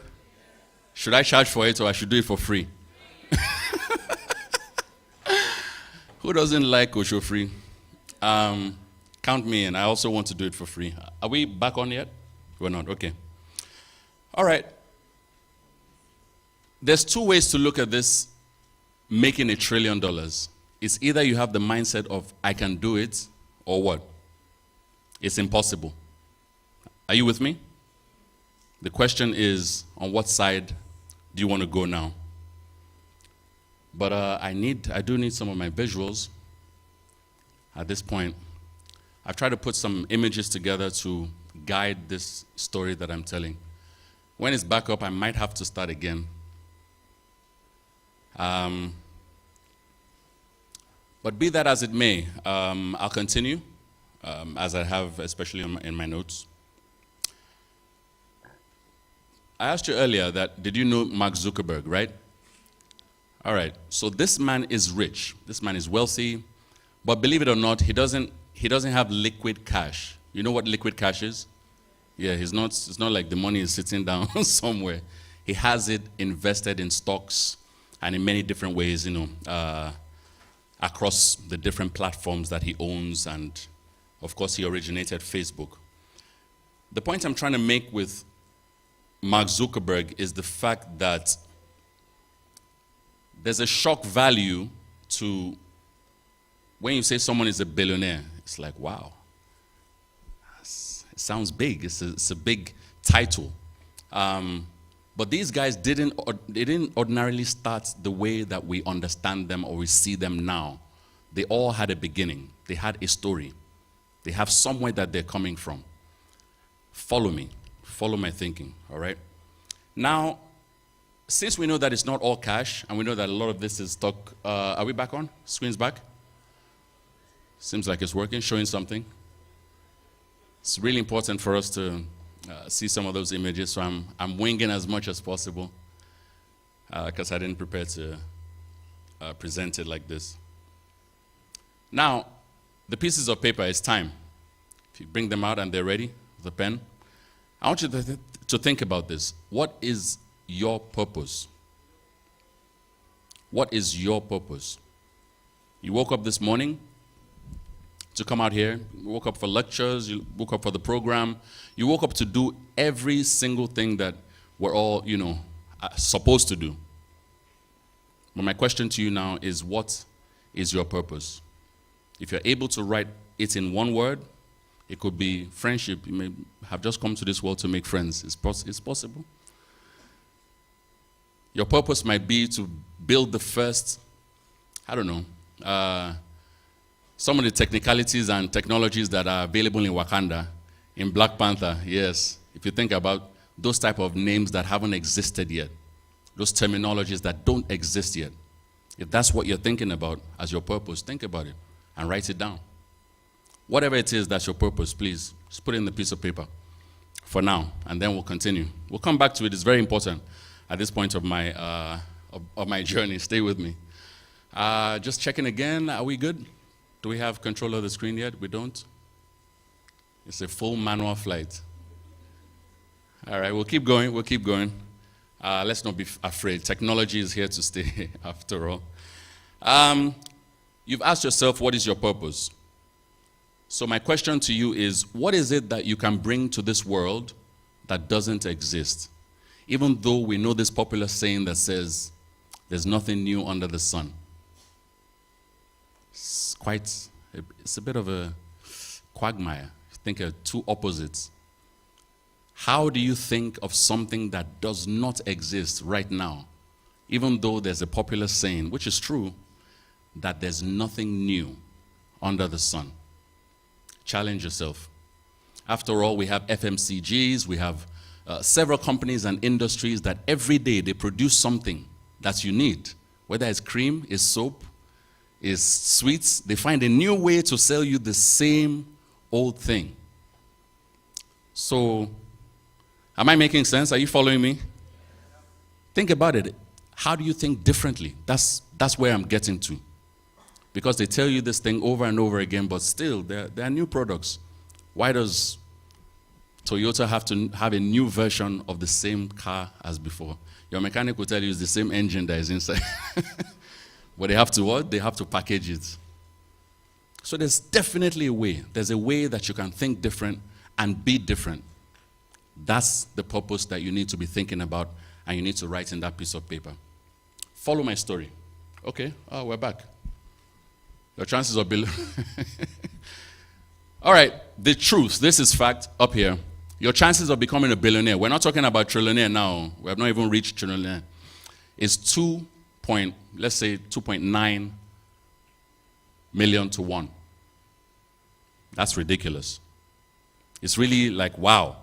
It means I have no chance. You understand? But see, it's easier than you imagine. Because check it out. Shout out to the Republic, the Federal Bank of Zimbabwe. This, guys, is a trillion, what? $100 trillion. This is one note. One note. So how can you not be a trillionaire, guys? It's not that difficult, right? No, I'm just kidding. Shout out to Zimbabwe. We're proud of Africa. We're proud of Africa. I was saying before about Mark Zuckerberg, that's the slide. Just this picture to inspire us. Self-made millionaire at 23. Was it easy? But how did he do it? Was it through luck? Thank you. Who said luck? Where are you? I can't see you. I'm wearing my glasses. There you go. What's your name? Jordan. Like Michael Jordan. You get it a lot, have you, Oshe? We're on the same. By luck. Or is it by what? Magic. That's a magic wand. Or is it by what? Hard work. Who can say what it is? Which one? For Zuckerberg. It's a combination of all three. You always you need to be in the right place at the right time, take that opportunity. Has anybody heard of these proverbs, African proverbs? No shortcut to the top of the palm tree. There's only one way to get to the top. There's no other way. You have to climb there. And this one, little by little, the bird builds its nest. It's a process, guys. Mark Zuckerberg is okay. He has 10 heads on his head. It's fine. Me, I have one. It's okay. I will use the one that I have. And no matter how much and how long it takes, I keep digging at it. And this takes me, or brings me, should I say, to the microwave generation. That's what we are. Coconut head. Do you understand what I'm saying? We are in that generation now. We want everything fast. Now, listen to me. I have a voice. Who is with me? I'm a Gen Z. Who is or Alpha, whichever one. Microwave generation. It means like popcorn, Indomie. We want it sharp. But to make that trillions, this is that secret I told you that I want to sell, that you have to buy. Money for back. Who's collecting? Conductor. This is it, guys. To make $1 trillion, the trick, the magic is don't think about the trillion. Don't think about the trillion. The trillion will scare you. Be like, ooh. 1, 2, 3, 4, 5, 6, 7. Before you reach $1 trillion, you'd have counted for a long time. What you need to focus on is the one that is right in front of you. That's why I'm trying to tell you that you build it block by block, brick by brick. Yes, you want to be a trillionaire, but what's the step-by-step process? Okay, I have a flight to catch, but we're doing well. We're doing well. What is my purpose? We already talked about it. You have written this down. And that's why I have a big head on the screen. And what is it that I can bring into existence? What is it that I can bring into the world that doesn't exist? We talked about it. What's new? Think different. If all these companies can produce something fresh, new, remix of the same old thing. And there's 3 ways to do this thing. There's 3 ways to do this and achieve this. The first one is to look in the mirror. Look at yourself. Who am I? I'm making eye contact now. Angela, I see you. I'm making eye contact with each and every one of us. Is to look in the mirror. Let's look at ourselves. Who am I? What's my purpose? What is it that I bring to the world that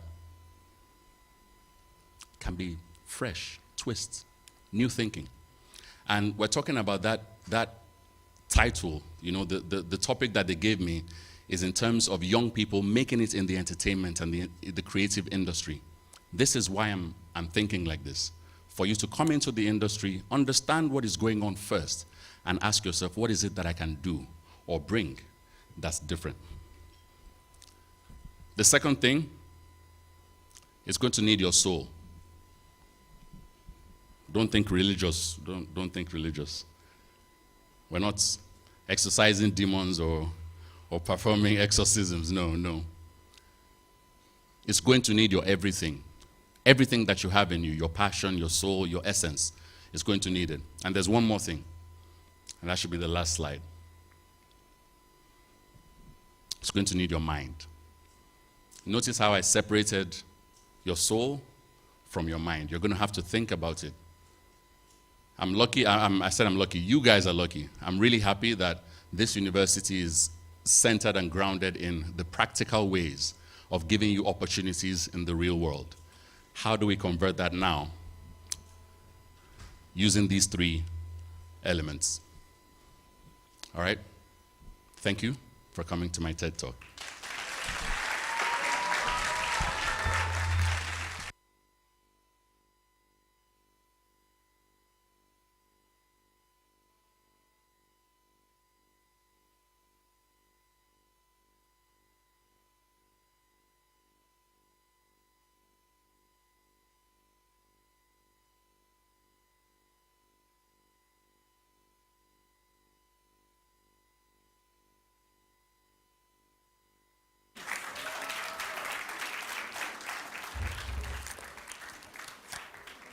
Thank you very much, Mr. Dari. Now I've figured out how I'm going to become a trillionaire.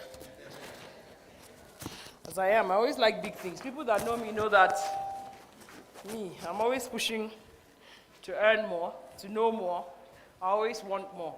So thank you very much for that amazing speech. Please, another round of applause for him, please.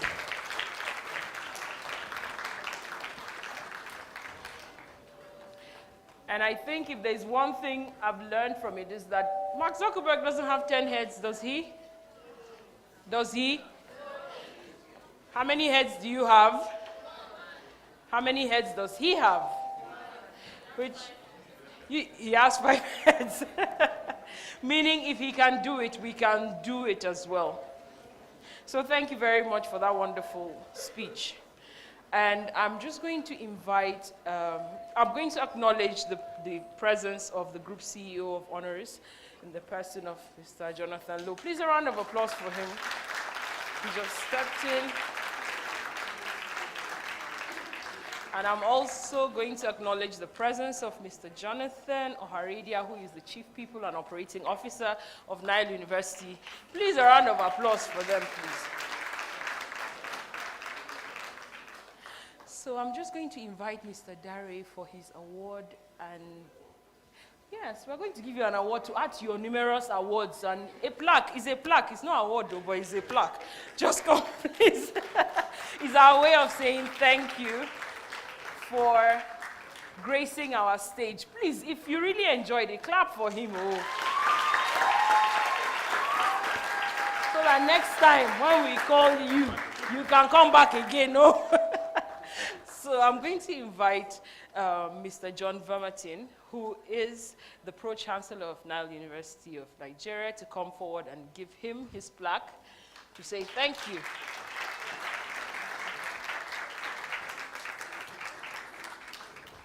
Yes. Help me hold this.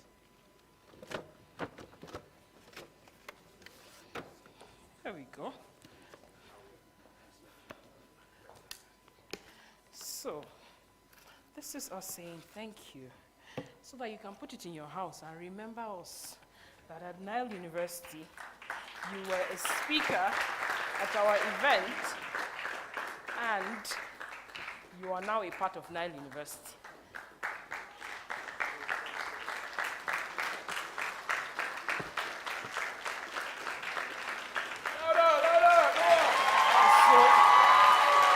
So let me just, Please snap me picture so I can show my mother.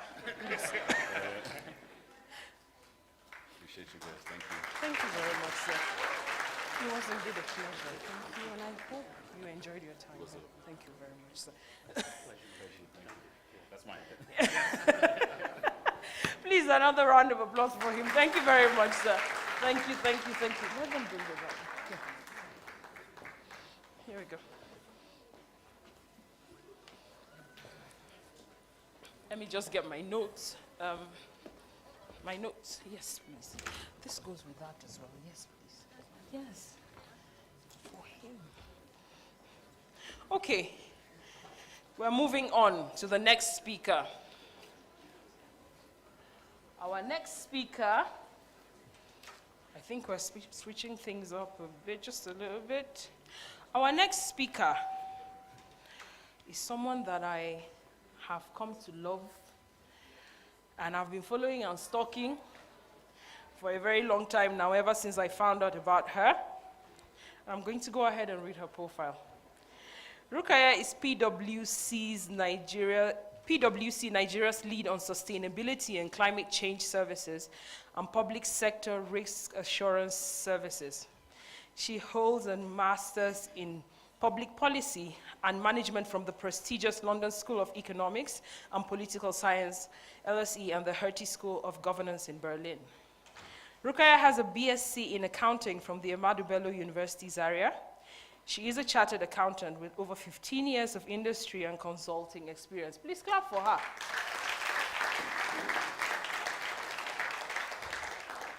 As the first female from northern Nigeria to gain admission into any Big Four partnership in Nigeria. Please clap well, oh. Clap well. Rukaya is interested in advancing the diversity and inclusion aspects of the social side of sustainability, as she strives to contribute to this through inspirational leadership. She has advised a broad range of public and private sector clients on issues across the sustainability value chain in Nigeria, as well as supporting transformational agendas and efforts towards the attainment of the United Nations Sustainable Development Goals, SDGs. Her work in this area includes, but is not limited to, the development of holistic and stakeholder-centric strategies and roadmaps for sustainable development. Please, with a round of applause, let us welcome Rukaya El-Rufai to the stage. Please clap for her and keep clapping and keep clapping.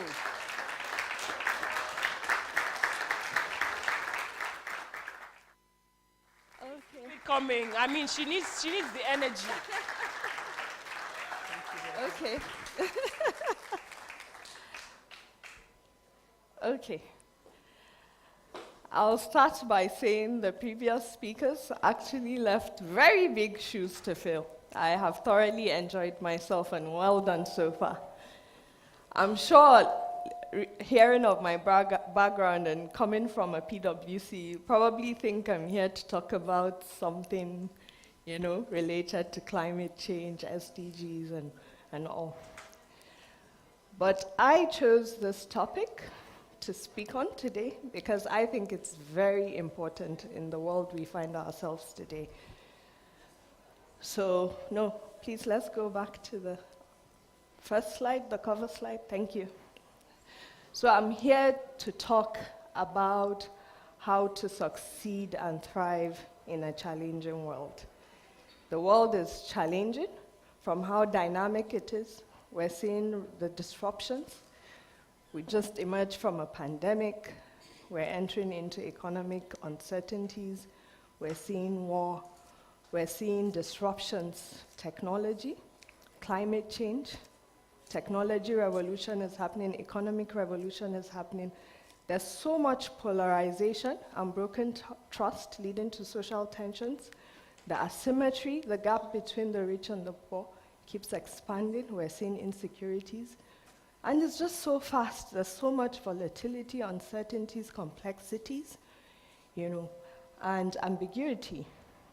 So at this stage in your career, I felt the best thing for me to stand before you to talk about is how to succeed and thrive in this challenging times and the world we find ourselves today. And I would be doing this by sharing my story, which I think will inspire you. Because really the reason why I accept to speak is, because I hope to inspire. Let me start by asking, how many of you know what you want to achieve in life? Can you raise your hands, please? How many of you know what your dreams are? How many of you? You do? Be frank, you're quite young. Okay. How many of you know the pathway to follow? You do? Okay. And how many of you know how to get there? I'm talking about the values, the character, the choices. Well, I'd like to say there is power in knowing. There's power in knowing and acting. We've all heard from the previous speakers. And I am here to share what I knew, what I dreamt of, and what I did, which I think helped me succeed. And this is what is keeping me to thrive. No, let's go to the first one. Let's go back. Yes, let's stop here. I mean, we've already heard of this. And by the way, this is sketched by a 13-year-old. I'll tell you who that person is. Just with bullet points, this is the interpretation of the message. The first thing I knew. And take note of that picture there, the lady standing there. I dreamt big. You have to dream big. We've already heard of all those. They say if people don't call your idea crazy, you aren't probably thinking big enough. Crazy is a compliment. The world is crazy. The challenges are huge. And it requires bold, big dreamers that would come out with cutting-edge and breakthrough technologies and solutions. So, you need to dream big, you need to aim high, and, you need to bring your ingenuity and your talent, But one thing you must note is you need to dream with passion. They say skills are cheap, but passion is not, right? So you need to do that with a passion. So let's go back, please. So this slide, I sought to shatter that ceiling. I don't know if you know how long our type of organizations have existed. It dates back to 1800s. I don't know the history of all the big four, how long it has been in existence in Nigeria, but globally, it's quite an old, purposeful business. I chose to shatter that ceiling. I chose to be that first female from the northern part of Nigeria to grace this, to achieve and shatter the ceiling and achieve that record. But look at this picture. I was aiming high. I was trying to shatter that ceiling. Can you see the zig and zag? So a friend of mine, this was inspired by this book a friend of mine gave me. I was sitting and he handed a book. Crazy is a compliment. The power of zigging when everybody zags. As in, it's in that, I'm like, why are you giving me this book? He actually calls me Lady Gaga, actually, by the way. And I opened the book and I saw, if people don't call your idea crazy, you aren't thinking big enough. Imagine the people that started Uber. I'm going to start a taxi company and I won't own an asset. People say you're crazy, right?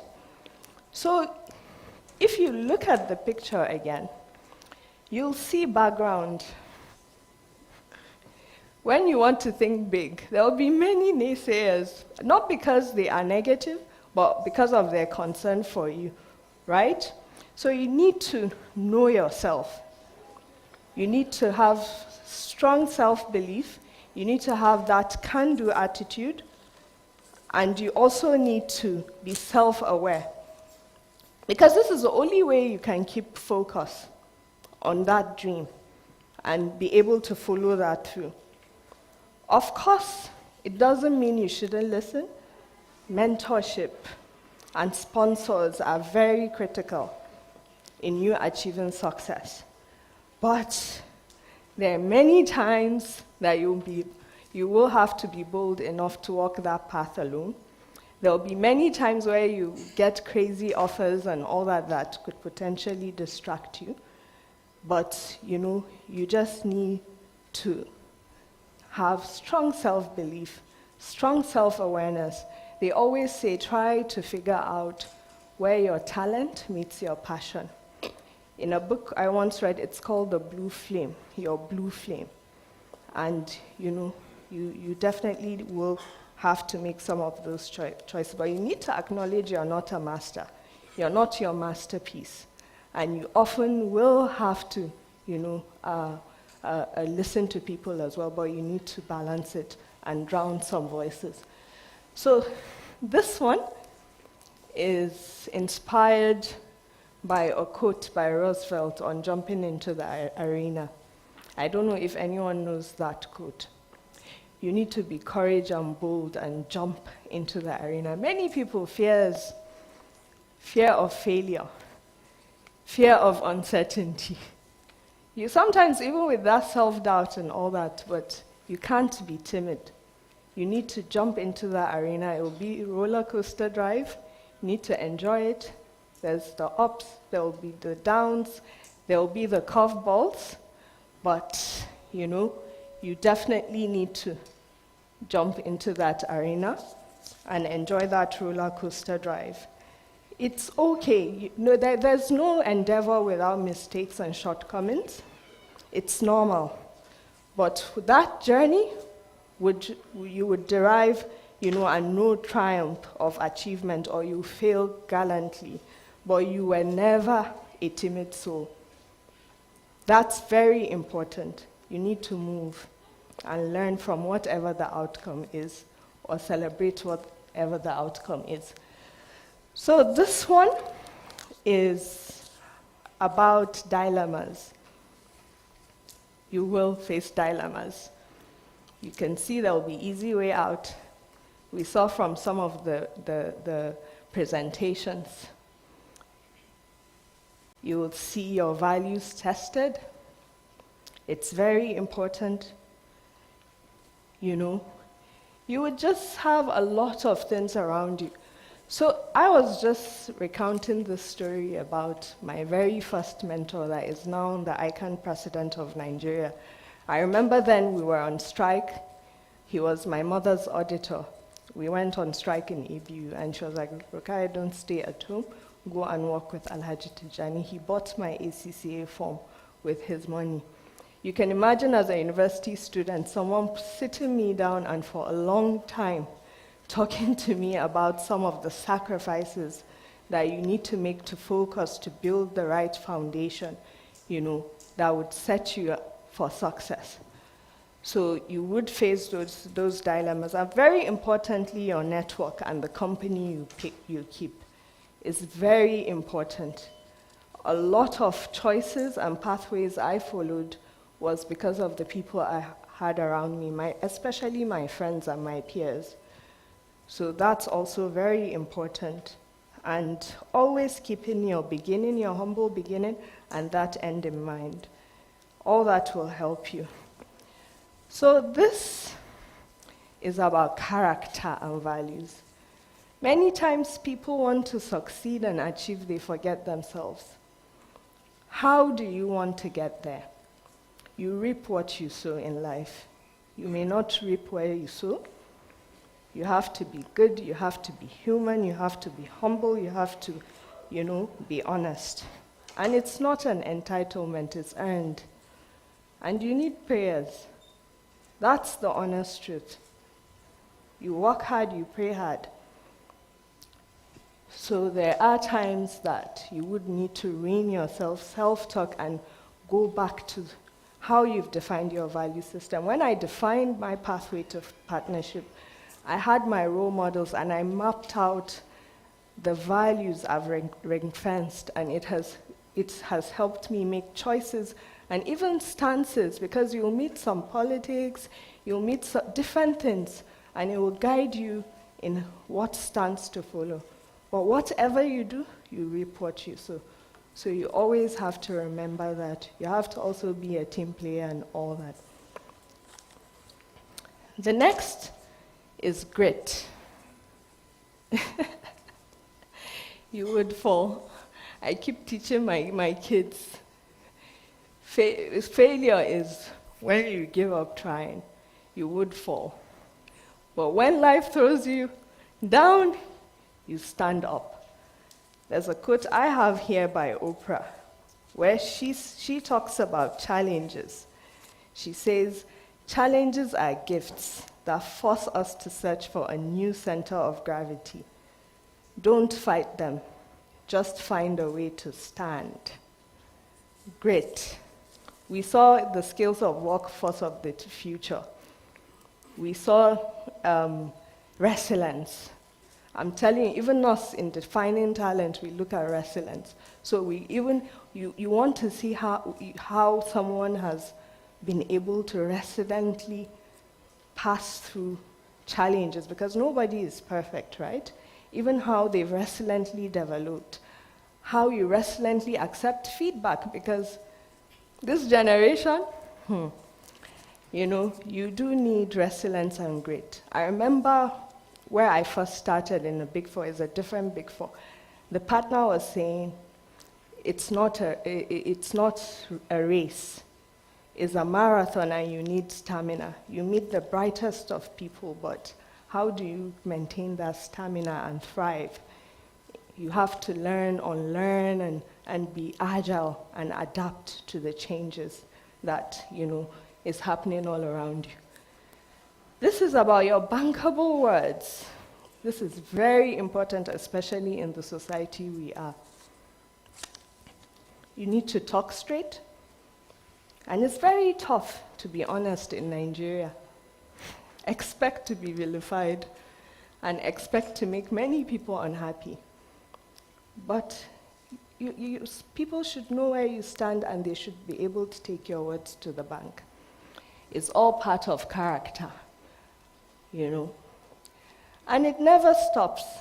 It never stops. So you achieve, but you keep pushing and shooting for the moon. So it never stops. So for me, I've attained partnership. I can tell you that what I'm focused on now is about my legacy as that partner.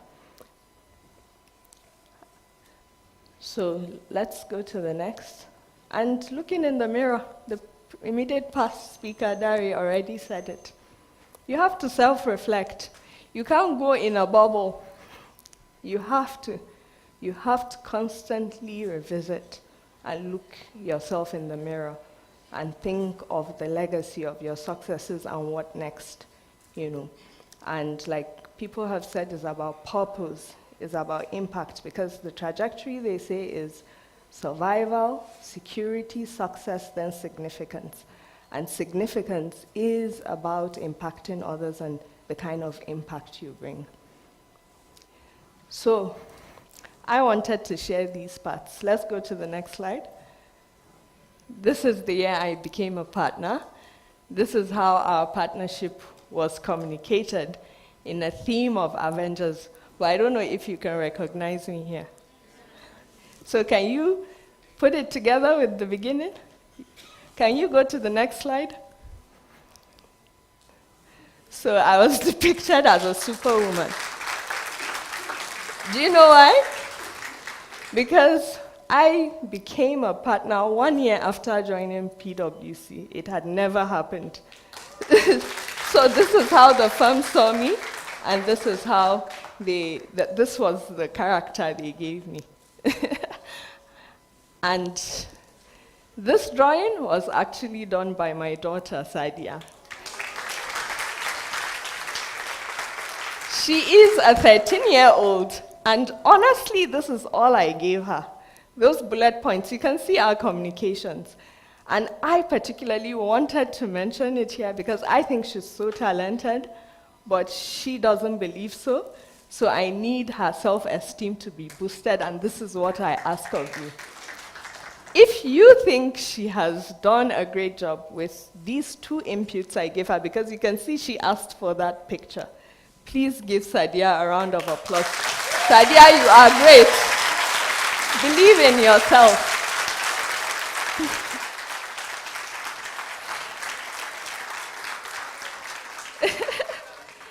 Thank you very much. So, as parting shot, knowing you have to figure it out. I can tell you, I never ever thought I'll be a partner doing sustainability and climate change. Many things will emerge, but I had the wider dream. And you need to. And you need to map out and keep reinventing yourself and just exhibit certain values to thrive in this world we face today. So thank you for listening to my TED Talk.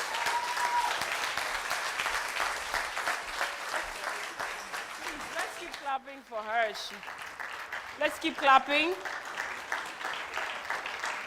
Let's keep clapping. She's the only female to have stood here physically. Thank you very much, Rukaya. That was a wonderful speech. I mean, like, as a female in Nigeria, it's even harder. I mean, as a man, it's hard, but as a female, there's an extra layer of hardness in the work environment, breaking the glass ceiling and making people understand that you can do more. You are more than just your looks. And what she said, keep reinventing yourself. You will fail. You will fail and fail. But failure, you only fail when you stop trying at the end of the day. Keep reinventing yourself. And one other thing that I think also she mentioned is we need to learn skills that are valuable in today's society. We underestimate the value of good communication skills. I was telling someone yesterday about a time I've done a good number of things, and at a point I was a personal concierge. So this day I walk into Transcorp Hilton, and I was walking around, and I always go around with a smile. So this man comes in with his suit, and I just saw him, and I gave him a big smile, and I said, "Good afternoon, sir." And I walked away, and he said, "Good afternoon, young lady." And I walked away with the corner of my eye. I could see him. He stood there. This kind, am I supposed to know this lady? I have never met him before. So he walked back to me and said, "Please, am I supposed to know you?" And I said, "No." And he said, "So why did you smile and greet me like that?" And I said, that's how I normally greet people. And he said, interesting. What's your name? I told him my name. And he said, "What do you do?" I told him. And as it turns out, I was going to a shop to buy a wristwatch for a client of mine, and we ended up there. And after conversations and everything, he said, "Okay, I'll see you. Here's my card. Please send me a message or give me a call." Do you know who he was? He was the president of the Nigerian Stock Exchange. As in, I was like a smile. See this life. And I sent him a message the next day. I didn't expect him to answer, of course. And he just called me and said, "I was just talking to my colleague about you, about this wonderful lady I met yesterday. And I'm going to send him your number, and he will contact you for some things that you need to do for him." And just like that. I was like, is that easy? And so, these days, when I meet people, I just go ahead and greet them. What's the worst that can happen? They will say no, right? Or they won't want to talk to you. So like yesterday, I was telling Mr. Dari Odumani, I said, I think that's Frank Weke Jr. And he said, "Who is that?" I don't think you guys know who I'm talking about. So I just walked up to him and I said, "Are you Mr. Frank Weke Jr.?" And he said, "Yes." And he said, "And who are you?" I said, "I'm Binta." And he said, "Am I supposed to know you?" I said, "No, sir." And so I just spoke to him. But that's I see that, what's the worst that could happen? They would say no, and that's it, and the world is not going to end. So take opportunities when they come to you. There's nothing that the world is not going to end if somebody says no. I mean, like your heart has been broken a number of times and you did not die. Surely, if somebody says no, nothing is going to happen. So please leave here with the mindset that anything is possible as long as you try, as long as you put yourself out there. So please, a round of applause for our speakers once again. And that is my own TED Talk. Please clap for me.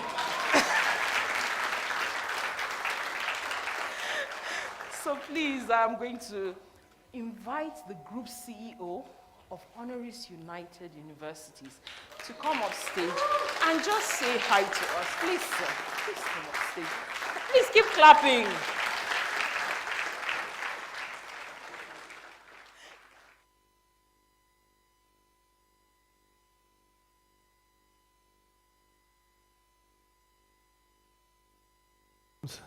Can everybody hear me? Whoa.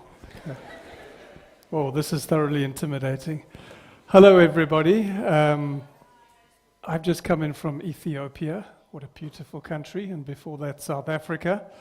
And it's just amazing to be here today, physically seeing this beautiful university that I've only dreamt about.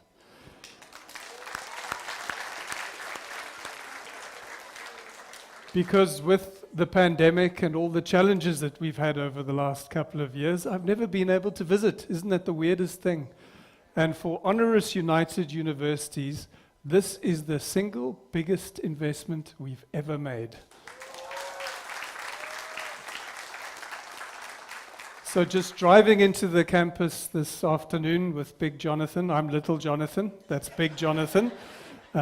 With Big Jonathan, and then seeing the road now being properly laid and not just like rivers and stuff like it used to be, and then seeing this beautiful welcome to Nile, University of Nigeria, and then walking through the door and just seeing the buzz of students, of faculty, of people, of building, of engineering.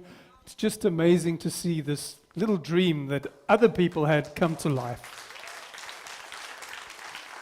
So well done to all of you for making that happen. And I think if I listen to what, I only had a chance to listen to Rukaya talking earlier, all about those glass ceilings, and those don't exist at Honoris, by the way. Or if they do, tell me about them. But it was just amazing to see all those wonderful life lessons. And the one thing I would say to you is that your parents, when you were kids all those years ago, they didn't lay the road of life out for you. They didn't pave it at all. They pushed you in a direction and watched you make that road, didn't they? And that's actually all we're trying to do at Nile University as well, is to give you the tools, give you the skills, give you the learning. It's not necessarily about IQ and EQ and all those kind of things anymore. It's actually a lot of life's learnings and a lot of success in life to break through those ceilings is about adversity. It's about that adversity quotient, how you deal with difficult times. Because believe it or not, in my experience, in my life, that's when I've learned. As soon as you get put into a new position or something is tough and you don't quite feel like you're in your skin anymore, that's when the magic happens. That's when you start to grow, that's when you start to learn, and that's when people around you start to see you shine. So it sounds tough, but my message to you as the younger folk here today, embrace the difficult times. Take them as a challenge and bash through them. All the best to all of you, and thank you so much for giving me 1 minute and 12 seconds to talk to you today. Thank you.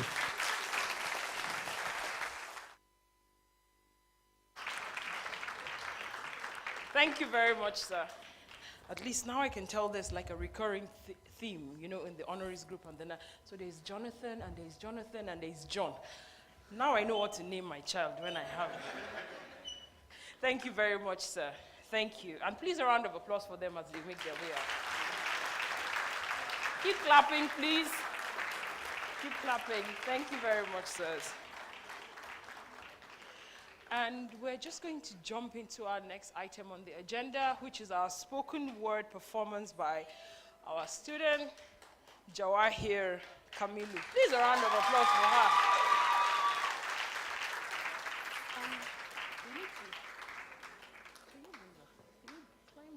Bring it for her. Sorry.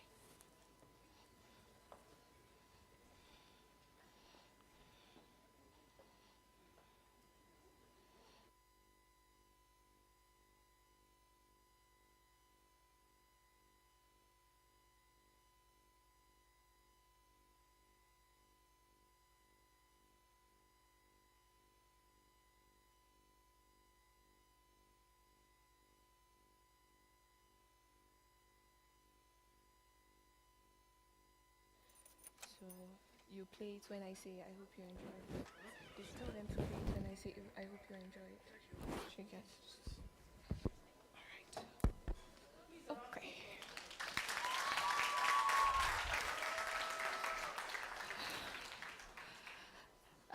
Good evening, everyone. I'm Jawahir Kamilubab Malam, an aspiring spoken word artist, and I'll be presenting a piece titled Impact, the Butterfly Effect. I hope you enjoy it. Have you heard of the butterfly effect? How a single flap from the wings of a butterfly can cause tornadoes in another end of the world. How a small wrong turn of Archduke Franz Ferdinand's car set off the chain of events that led to the First World War. To call it a butterfly is not to imply gentleness, but to highlight the smallness of the wind it ripples compared to the disastrous gales that come later. So what is impact? You see letters. I see revolution. You see a word. I see change. And while you think that you're too little to have any meaningful influence on what is wrong with the world, with the butterfly effect, I may have just cracked the code. That you do not need to make a lifelong pact with nature to have an impact on climate change, nor do you have to paint every wall in the world like Picasso with colors to make the world a better place. You do not need to donate millions or build NGOs to solve world hunger and poverty. And I may not touch many with the words that I speak, but I can move mountains rooted into the earth with the passion from every drop of ink, the words cascading down my tongue like fire, with no other mission than to inspire the desire to make the little difference that you require. On a stage, with an audience of barely 200 people, I can make an impact on you, and you, and you. Because a single flap from the wings of a butterfly can cause tornadoes in another end of the world. And to call it a butterfly is not to imply gentleness, oh no, but to highlight the smallness of the wind it ripples compared to the disastrous gales that come later. So it's about time we got our individual acts together. Just simply choosing not to litter could make the world better. Fixing it all may seem to take forever, but it was almost 1,000 naira to $1 just a few days ago, as far as I can remember. The pressure is getting worse. Knowing that somewhere in the chaotic order of life, you're choosing not to lift a finger can cause a turn in history and time, it's about time we got our individual acts together. The smallest things matter, and we are all little necessary parts of something greater. Every single one of us, a pivotal piece in the general assembly of time and space, connected to a bigger system, interconnected gears, one not functioning without the other, from the tiniest bumblebee to the giant blue whale. Every single one of us, a pivotal piece in the general assembly of time and space, chaotic order. It's like God's own supercomputer. It's how a single flap from the wings of a butterfly can cause tornadoes in another end of the world. And to call it a butterfly is not to imply gentleness, but to highlight the smallness of the wind it ripples compared to the disastrous gales that come later. It's about time you made your own impact. Starting today. Starting with you and me. Thank you.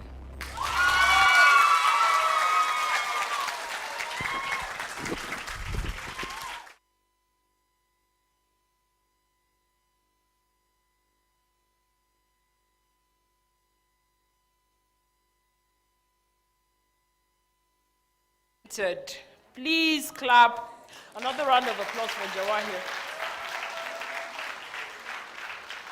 The first time I heard her speak, I was like, wow, you are amazing. Please clap for her again.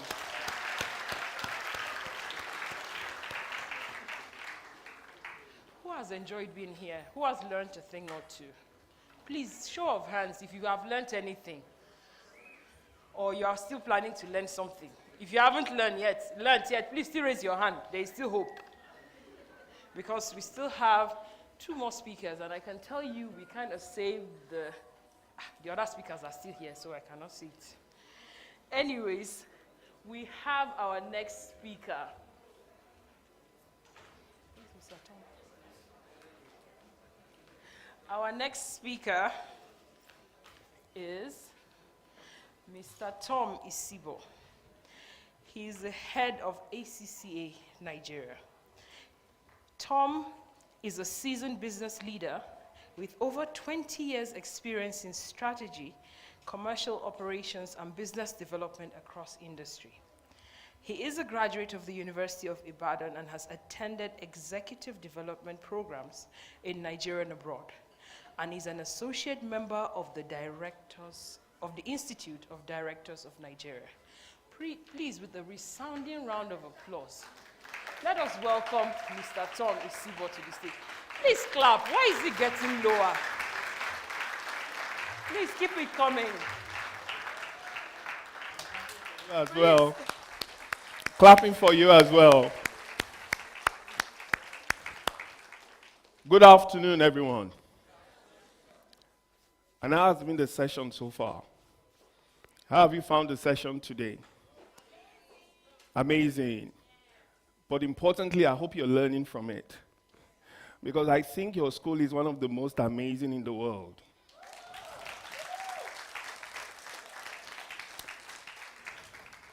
And why I said that is because the investment they are making on you to make you work ready is super. You should clap for your school again. And you heard your global CEO saying that Nigeria, or investments in Nigeria, is the biggest they've made so far in the group. You should be proud of yourself. I also understand that in the next few days, you're going to be graduating from Nile and going out there. True or false? So be proud of yourself. You spent 4 years in Nile. I came into Nile yesterday for this TED Talk, and I saw the lineup of Uber cars that was streaming out of your school.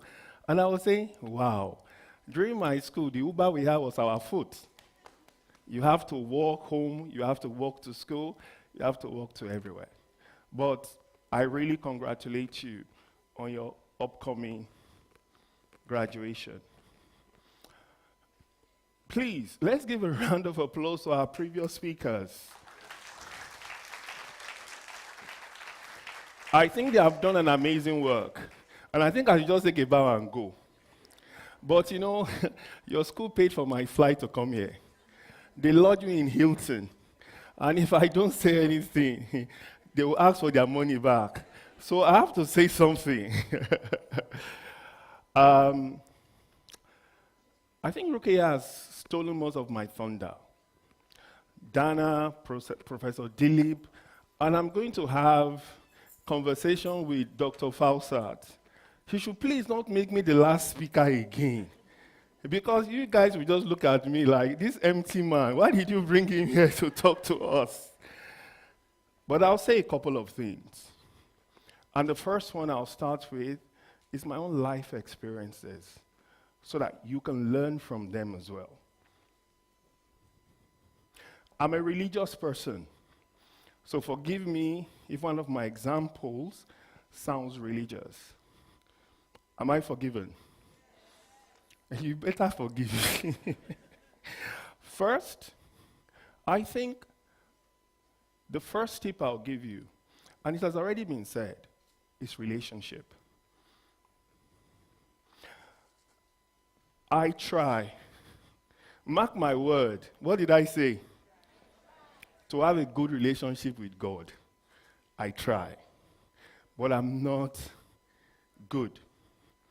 But I try. But I regard that relationship as the most important I have. There are a lot of things that has happened to me that I'm undeserving of. But God, in His infinite mercy and grace, has made me the product that I am today. And it will also make you a better product than I am. Amen? Excellent. I lost my father when I was 6 years old. So my mother had to raise 6 of us.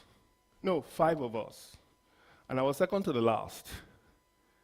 And you know, in a traditional society like ours, you know what it is for a woman to be widowed? Every man comes after her. And then society is also not very kind to her. But my mother made a vow. She said, all of my children must be graduates. Today, we are all graduates.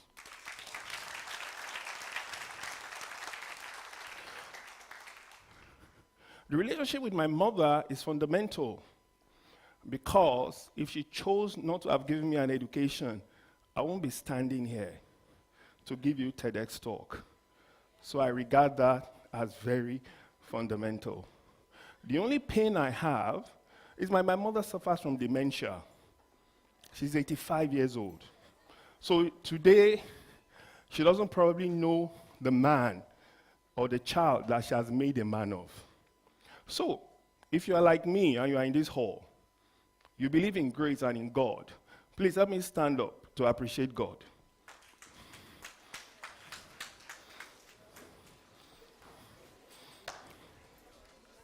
Thank you very much for standing up.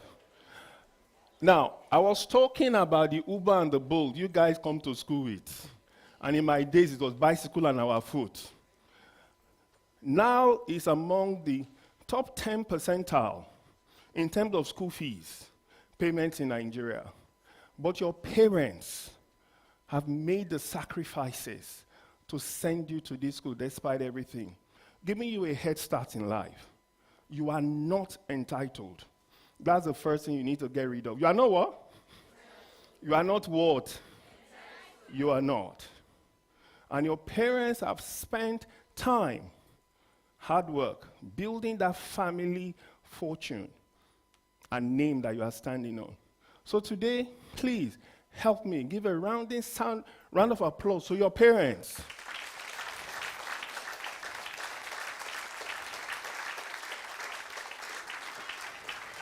Please be seated. The other thing I'll just talk about, and so relationship, as you go out there, like Rick and I have said, you're going to find it fundamental. And don't just make relationship with the high and mighty. Make it with the cleaners.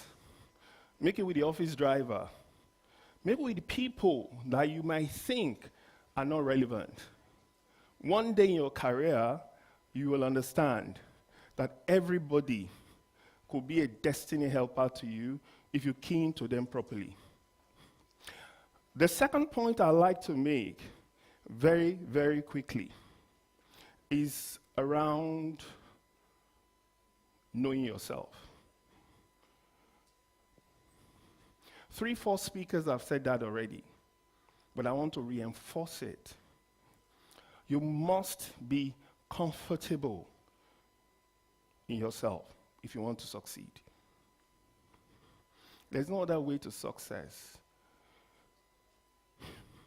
If you're an introvert, be comfortable in yourself. If you're an extrovert, be comfortable in yourself. If you're a stammerer, if you have a limp on your leg, the only thing is that always strive to be a better version of yourself. Don't accept mediocrity. And don't let anyone put you down for who you are. Because there can never, in this universe, be a second you. I thought you would clap for yourself. You are a unique machine, created like no other. So don't put yourself down, but you need to know what you like. You need to know what motivates you. You need to know what inspires you. You need to seek mentors that will help you fulfill your dream, like Daria have said. The third point, and learning from my life, is that you must be a person that delivers value. You must be a person that delivers value. And value doesn't mean you have to climb Mount Everest to show yourself, or you have to be a guru in IT, or be like my good friend here, Dari, creating different businesses. It could be the simple thing. Simple thing like, now I'll give an example of the driver in our office. He's the first person to come to the office. He's the last person to leave. And before he does that, guess what? He will switch off the office light. He will switch off the air conditioners. He's the one that checks that our office doors are locked or opened. That's a value. I'm very bad with dates, anniversaries, things like that that celebrates people. Very bad with it. But I have a colleague that whenever it's somebody's birthday, boss, this person's birthday, that person made partner at PwC, that person has, she keeps reminding me. Now, because I'm bad with those sort of things, I remember, and it's value add to me. So in your homes, in your place of work, in your relationships, you have to be a giver of, you must be. Otherwise, you'll be forgotten so too quickly. Who wants to be forgotten here? Raise up your hand. Nobody. You have to identify your value proposition. Yeah? Now, I've been conducting interviews in the last 3 months, trying to fill 6 vacancies. 6, just 6. You know what I found out about most candidates? You have to talk to me. Oh. I'm not a radio. Am I a radio? You have to respond. So, talk to me.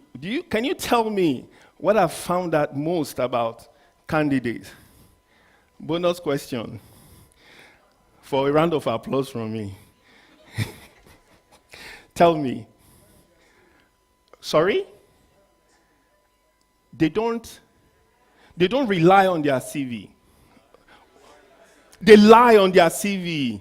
Okay, that's one. Any other takers? Oga, I better put on that clock. Oh. They tell me what I want to hear. Okay.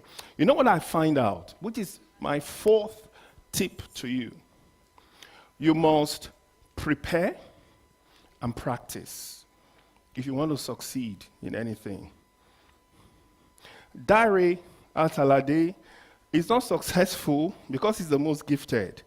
Yeah, talent is there.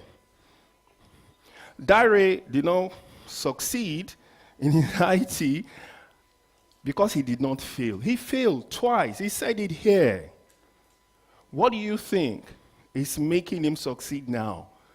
He's preparing. Let me be honest with you. When I was invited here, I had to read about Dr. Fawcett. I read about Jonathan, Professor Dilip, about Nile University, how it started and everything. Because I need to understand my audience. You need to prepare. Candidates don't prepare for interviews. They think they can wing it. That waiting, not be me again, superstar like me. You remember Rekia's Superwoman's cape, right? That's how most candidates come to interviews. We ask them simple questions. Tell us about this organization that you've applied to. Well, how far? They just dance around it. Some candidates will outrightly refuse to answer your question and ask them the question and decide to give you the answer. But you're not going to be like that, are you? You must and practice. To practice, just stay in the front of a mirror and check yourself. How am I doing? Practice your speech. That makes you stronger. That is, for the guys here who know about football, that's the difference between the superstars and the mediocres. You agree? Fantastic. Now, I've almost forgotten my 5th point, but I wrote it down because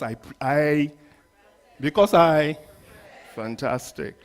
Now, my 5th point is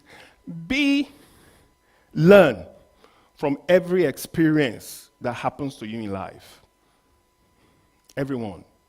I told you my father died when I was 6. Yeah?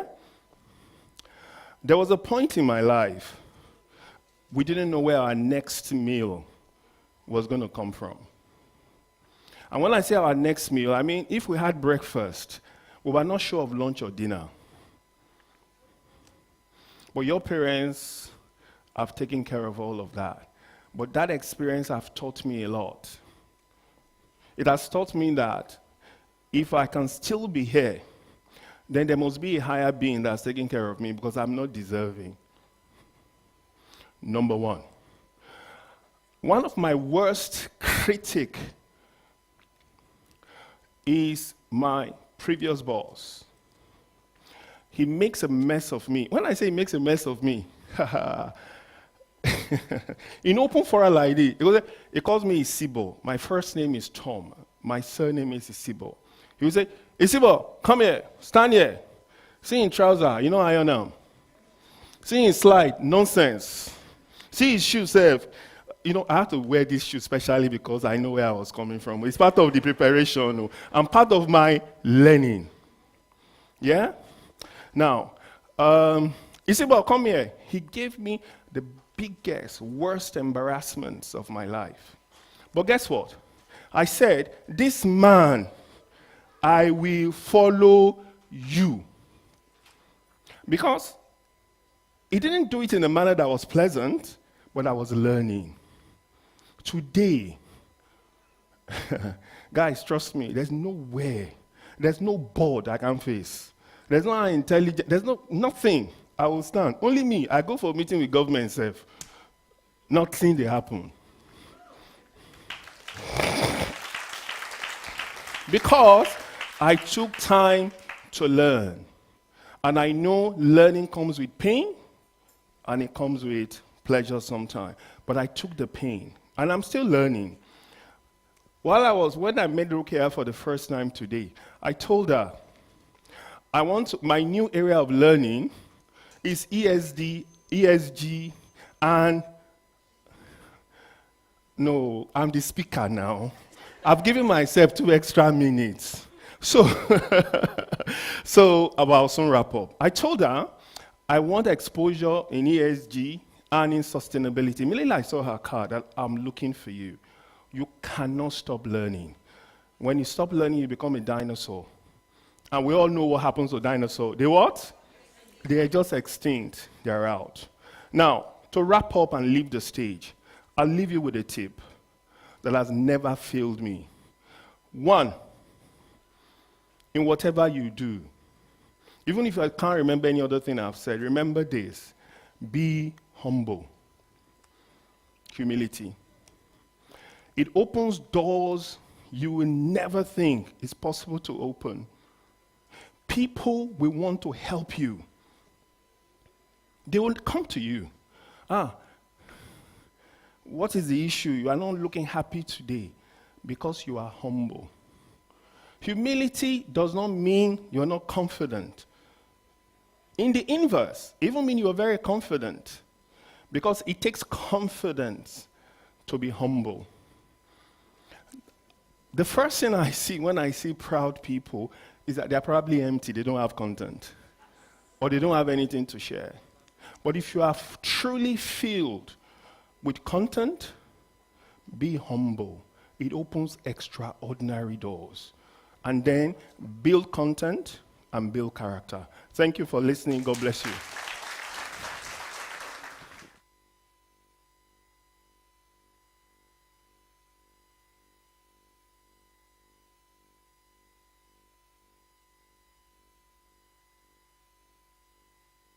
Very much, Mr. Tom. Please clap for him. Another round of applause, please. I know we're a bit tired, but we're on the last stretch. We're almost there. We are almost there. I want to appreciate each and every one of you for sticking it out. To be honest, I know we have lectures and we have things to do and all of that. But we have just one more speaker. We have just one more speaker. Please, please, we have just one more speaker. And this is a speaker that you definitely want to listen to. I think it was 2 weeks ago I was at an event and I heard him speak. And I was blown away. I even cried because of the impact of the work that he's doing. I was blown away by the impact of the lengths he has gone to make sure that people are able to have a good chance at life. So our next speaker is a Nigerian national chess master and coach. He is the convener of Chess in Slums Africa. A devoted chess player who firmly believes that the game of chess can be wielded as an influential educational instrument to improve young lives and produce a new generation of intellectuals, even from underprivileged communities. He founded Chess in Slums Africa in 2017. This nonprofit organization utilizes the game of chess as a tool for social intervention, a bridge between disadvantaged kids and their ambitions, a framework to give children in impoverished communities access to tuition-free education, learning resources, and mentorship opportunities. Slowly and steadily, the project is rewriting a new narrative and building an inclusive future for every African child. When Tunde Onakoya is not in any slum looking for dreams to refine, he is on one stage or another speaking to bright minds on how it is possible to achieve greatness from the darkest and smallest of places. This has made him a 3-time TEDx speaker. Well, after today, that will be 4. He has won the Future Awards Africa Prize for Community Action in 2021, won the Business Insider Award, the Social Entrepreneur of the Year in 2022, won the JCI 10 Outstanding Young Persons of Nigeria Award for contribution to children, world peace, and/or human rights in 2022. Won the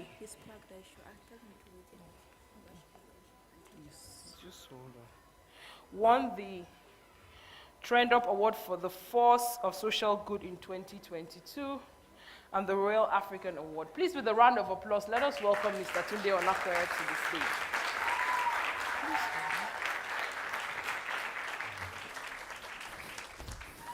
Thank you. It's good to see you again. It's lovely to see you.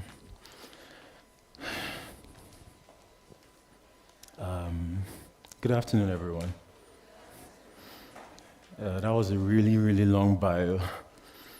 I didn't even know my bio was that long. I think one thing she forgot to mention, is beyond being a national master and all of those things, I'm also an area boy. And that's why I'm wearing this cap. I mean, the fashion police would probably be very triggered right now to arrest that guy after this TED talk. Why is he wearing a filler, and a suit? Yeah, also an area boy. And for the longest time, the term area boy, has always been a derogatory term that is being used to refer to thugs, hoodlums, criminals, in Lagos anyway. But we were able to redefine what that meant, and a lot of us became area boys for the sake of some people. And I'll tell you that story. So, some 16 years ago, I was at home. I had just completed my primary school education, and my mom called me and told me that I would have to stop school because they just couldn't afford tuition anymore, and I had to stay at home so my brother could go to school. And that was going to be the end of education for me. I wasn't a very brilliant kid in primary school. I couldn't even speak English at the end of my primary school because the primary school I went to was a Kwako school where they taught us in Yoruba and we had to sit on the floor and all of that. So, I didn't care anyways. I was struggling in school and my teachers would call me Olodo. So, So yeah, it was the easy way out. Okay, so no school. So I dropped out of school and I was at home for 2 years after my primary school education. I was learning how to fix fridge, as an apprentice. Then something happened. There was this barbering salon just on the other side of our street, and I would go there to play video games, at the end of the day. Then on one of those days, the barber just brought out a small plastic chess set.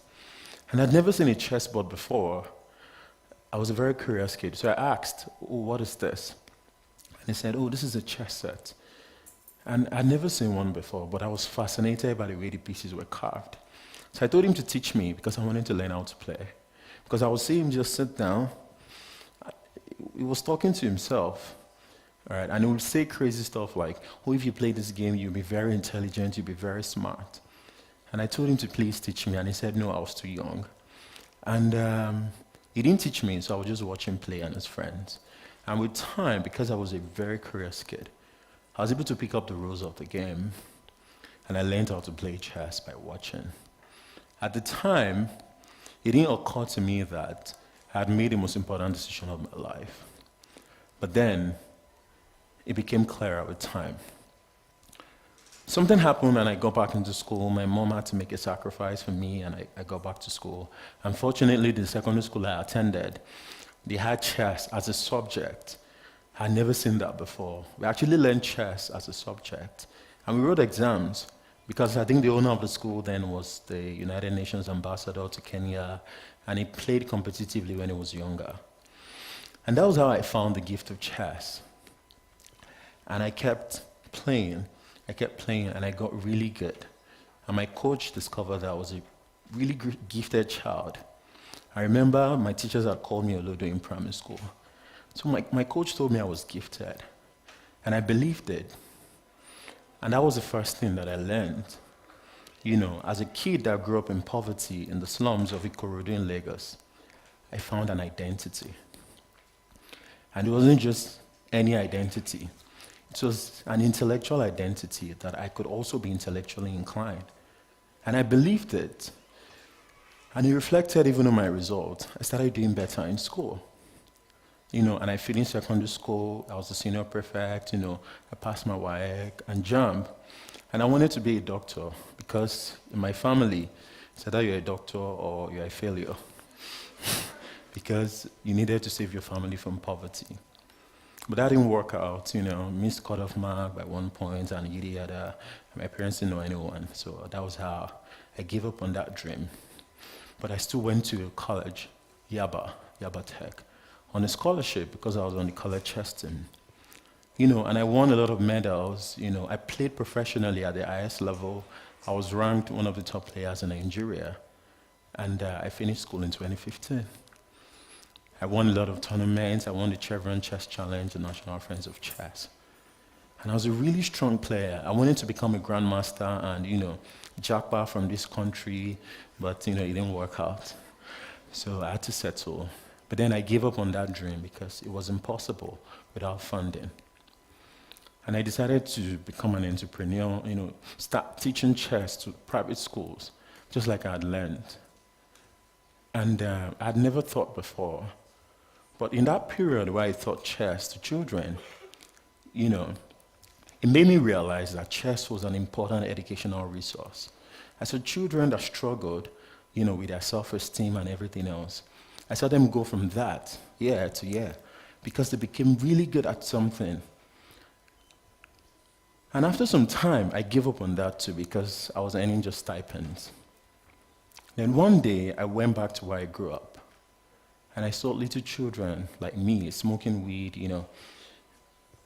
They were not going to school. Then it occurred to me that this could have been me very easily.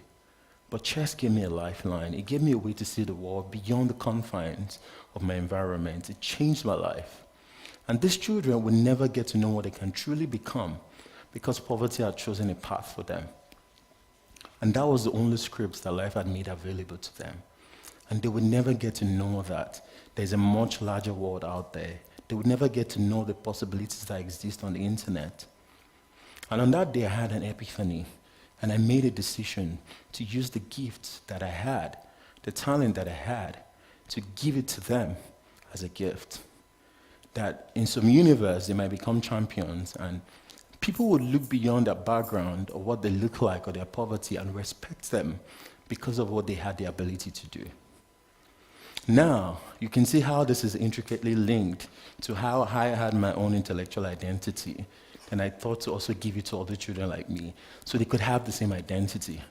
So now, I didn't know how chess was going to put food on the table of a poor kid living in the slums. But one thing I knew was that it was going to give them a new identity, and people will respect them, people will regard them because of that identity. It wasn't going to be a question of, oh, you're poor, oh, look at what you're wearing, where are you from? It was going to be a question of, what do you have the ability to do? Now, this child has gained mastery of chess. That means that if you give that child access to other opportunities, you'll be astounded at what they have the ability to do. So I thought I could use chess to bridge that gap for those children that couldn't go to school. So I took a couple of chess balls and I just kept going back to that community every week. I was even jobless, so I had a lot of time on my hands. And time passed. I thought it was hard because how do you teach a child that has never been to school before that a rook moves vertically and horizontally? So I had to just mix it up with Yoruba, gesticulations, and all of that. And after a few weeks, I could tell you that I'd never seen anyone learn at such a pace before. And these children were learning at an incredible pace. What would take a master a year to learn, they were learning in a month, and they were damn good at it. And I took them out for a tournament, and they won. They beat everyone. They beat the other kids from the rich schools, and I couldn't believe it. And I remember going home that day, and I cried because I had seen something that the world had neglected for the longest time. We talk about how Africa has so much potential, but we forget that potential is nothing if it's not realized. And I saw children in these impoverished communities with so much potential, but then no opportunity to show the world what they're made of. And on that day, I made a decision, and I committed to doing this for the rest of my life, to use chess as a framework to give these children a new way to express themselves. And who knows, it could become a gateway to other opportunities for them. And I kept doing that, and the world started paying attention. And people would reach out to me, oh, Tunde, I saw those kids that are learning chess, oh, they're really good. Are they in school? I'd like to sponsor their education, up onto university level. So chess, people saw that they were showing great aptitude for chess, started giving them scholarships. So at that point, we just gave it a name, Chess in Slums Africa. We just kept doing it. And, 4 years down the line, we've impacted the lives of over 1,000 children. There are a lot of incredible stories that I can't even start talking about. For those that follow me on Twitter, I've shared quite a lot of them.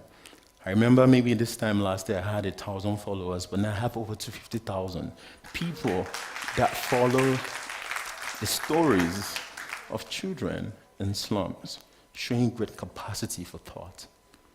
Now, that is my journey of how I learned chess and how I also started using the gift of chess to impact the lives of children. We've sponsored so many children, giving them scholarship support. A lot of them have traveled. A lot of them have gotten international scholarships. Just yesterday, I was at the Spanish embassy, to complete the visa requirements for 2 children from one of the worst slums.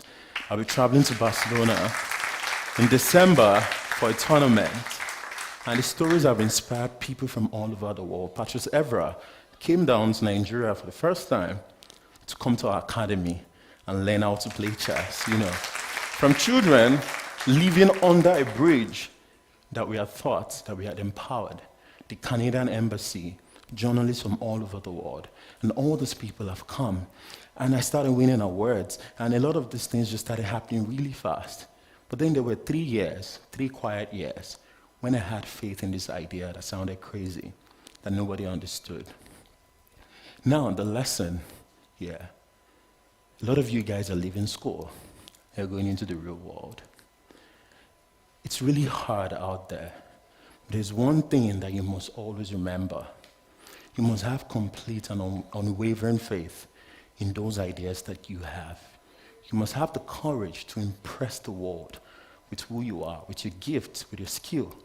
School has only prepared you for solving a problem. It's not the certification to get a job, but no. School has prepared you to solve a problem.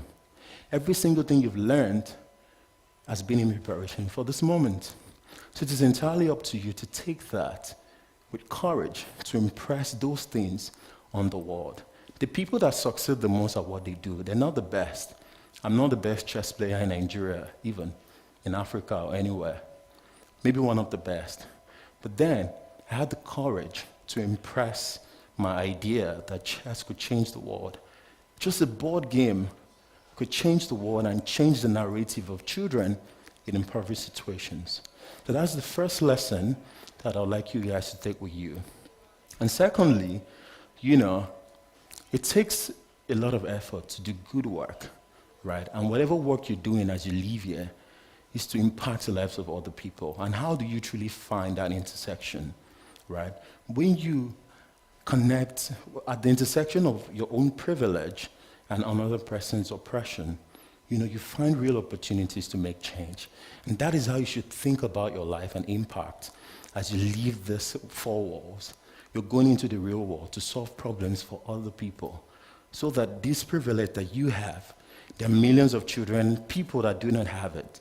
So it is entirely up to you to pay it forward. And finally, you must remember that it is possible to do great things from a small place. And this is the philosophy I've lived by for the longest time, to know that regardless of where I'm from, where these children come from, all of them can do great things from a small place, right? And, the work you do is going to fill a large part of your life. So you must love what you do. You must have this delusional passion for it. People will think, oh, you're crazy. What does this mean? How can you do this? You must love what you do. You must pour yourself into it every day. Because what you do is going to fill a large part of your life. And every day of your life, you must live it like a miracle, right? Because there are weeks when nothing happens. There are decades when nothing happens. But then, there are weeks when decades happen. And someday, the spotlight will shine on you. People will call it, you don't blow. No, the spotlight will shine on you, and you will get an opportunity to show the world what you're made of, to prove your mettle, right? And when that moment comes, you must be ready for it.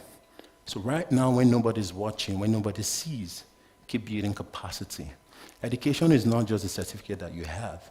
Education is a capacity for thought, for critical thought, for independent thought, for problem solving. And that is the education you have been given, that right now, over 20 million children in Nigeria alone do not have. So you have been given a gift, and you have to pay it forward. And that is the only way to create meaningful impact. And that is the only way that Africa can rise and realize its truest potential. And I'll leave you with this final analogy. In the game of chess, the pawn is the least valuable piece. When you move it down to the final rank, it becomes the most powerful piece, which is the queen.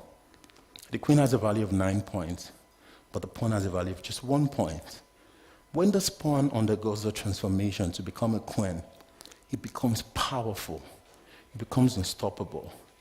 And this simple analogy reveals the true essence of what I'm doing in my own little space.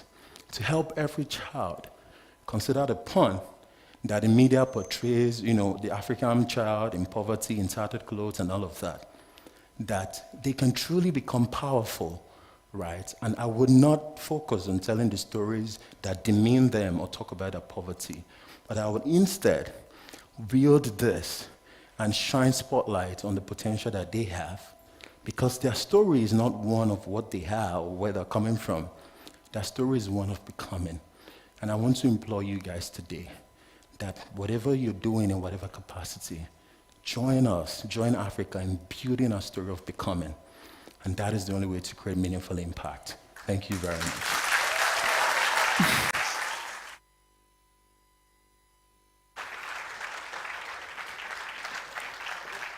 Keep clapping, Mr. Mr. Tunde, before you have your seat, can you just come up and let's give him his plaque before he takes the seat.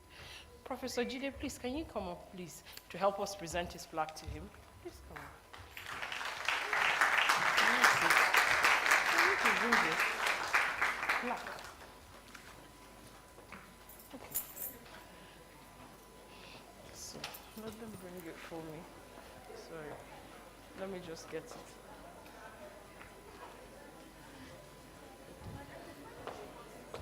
Can I have it, please? Please hurry up. Yes.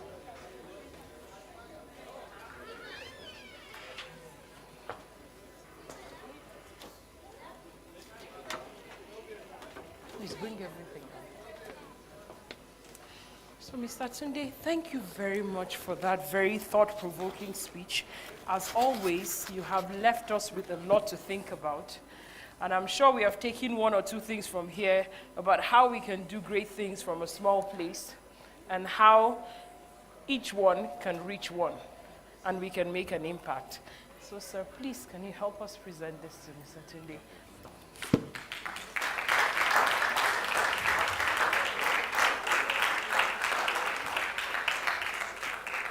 Let me just, Mr. Chris, let's take a picture together.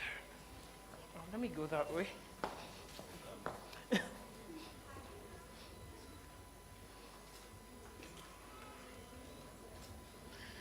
Thank you very much, sir. Thank you very much, sir. It's always a pleasure. It's always a pleasure. Thank you.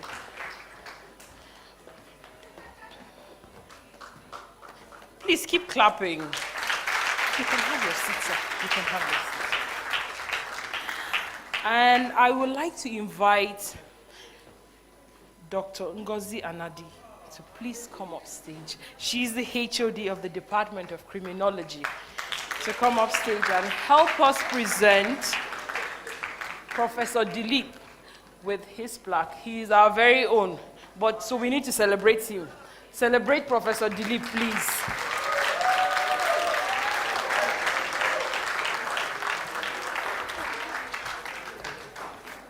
Please keep clapping.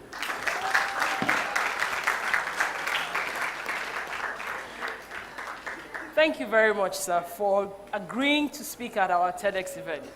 Your speech was very impactful, and we can say for sure that we have learned a lot.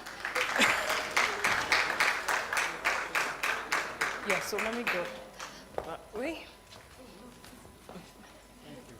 He's the speaker, sir.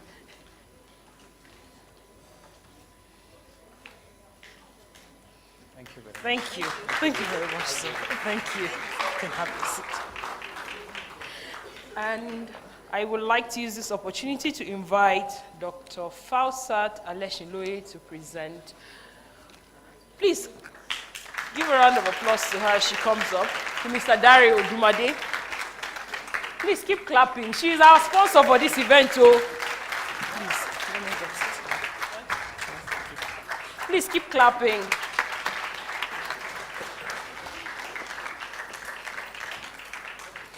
Mr. Dario, thank you very much for your patience, I learned a lot from you yesterday. I've taken a lot, and you know now I would be calling you all the time.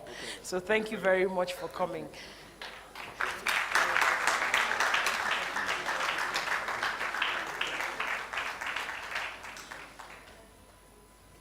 Yeah, so let me go that way. Thank you very much. Thank you. Let me go that way before. Yes, sir.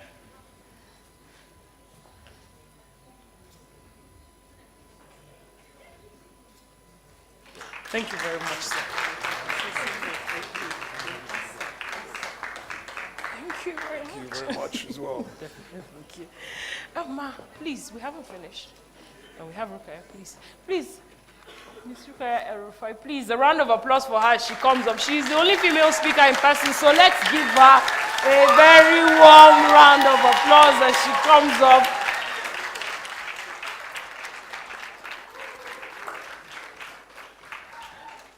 Thank Thank you very much for honoring our invitation. It was an extreme pleasure to listen to you. And your daughter is amazing. Please. She is amazing. So, please.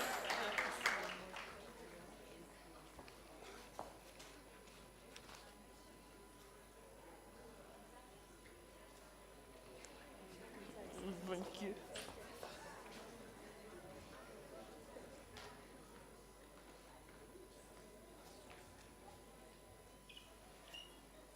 Thank you for showing us girl children from the north that it is possible. It is possible. Thank you very much, ma'am.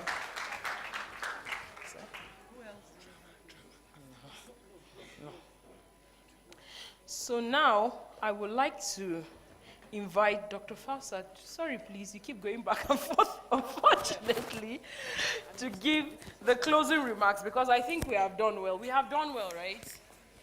I have done well, right? Please, I need it. Sorry, ma, but I need to steal the show from you. They need to clap for me first. Till I am satisfied. Until she asks you to stop. Till I ask you to stop. If not, I'm not leaving for Dr. Fasta. You need to keep clapping. Please keep clapping. Please Otherwise, keep she's not going clapping. to leave the I'm stage. not going to. Keep clapping. Thank you very much to everyone for being amazing and for sitting through this event. Yeah. I truly appreciate you and for all the applause. I have eaten and my belly is full. God bless you all. Another round of applause for Mrs. Binta Gali. Good afternoon, ladies and gentlemen. I must say a big thank you to all of you for your patience, for listening attentively. Thank you very much. I appreciate all our distinguished speakers. I must say that it has been a remarkable afternoon today. The essence of a TEDx or a TED Talk is to listen to achievers, thinkers, teachers who have worthy ideas to share, to spread, in order to encourage, motivate, and inspire. I want to believe that each and every one of our speakers today have done just that. Please, another warm round of applause for each and every one of them. Thank you very much for creating time out of your busy schedules to do this with us. I want to especially appreciate our amiable Deputy Vice Chancellor, Professor Dilip. We've all learned so much from you. Dare, thank you for doing this all the time. We keep calling you and you keep responding to our invitations. We appreciate you so much. God bless you. I must admire and appreciate my team. Student Services, we don't joke around. And on that note, let me call this young lady. Rukaya, where are you?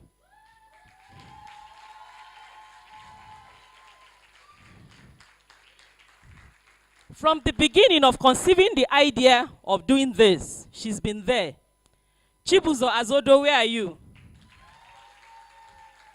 The Career Services Manager. They walked the talk. They dotted all the I's and crossed all the T's. Thank you so much. Mr. Dependable, that is what I call him. Very, very dependable. Rukaya, Madam TEDx, that's what I call her. They're an amazing team. And the whole of Student Services, all the team members, thank you all for being amazing as usual. And I know that if I dare forget Mrs. Binta Gali, I may not get an office to return to. So, Mrs. Binta Gali, thank you so much for being amiable. Already, I'm thinking of the next TEDx, the next TED Talk. I'm going to invite you all, and I hope you're going to hit my invitation. Thank you very much. And until then, please keep being a source of inspiration to others, to young people, for us to have a better tomorrow. Thank you very much, and God bless you all. Thank you very much to everyone. Just a quick one. Can we have all our volunteers on stage? and all our speakers so that our volunteers can take pictures with you. Thank you very much to all our volunteers. Please come on stage if you're wearing white. If you're wearing a white shirt and a black shirt, please come on stage. Volunteers, everyone come on stage. Please, sirs and ma'am, please, if you don't mind, our speakers, can you come up stage so that we can have a quick picture with our volunteers, please?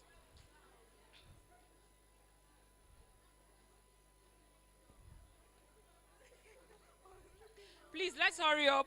Let's hurry up. They need to leave. Volunteers, stop sharing food and come first.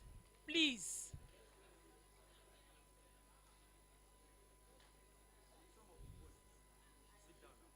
You can come and sit down. So please, come, let's take pictures. Mr. Omar.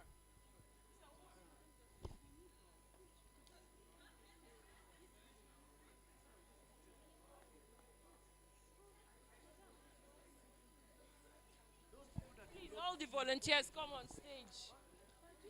I don't understand though. Come on stage, Ni. Mr. Umar, are you not coming on stage?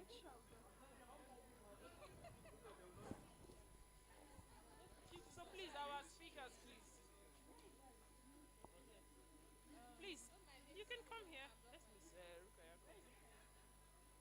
No, I'm talking about Rukaya. Please come here. Please come here. Yes, she's the one.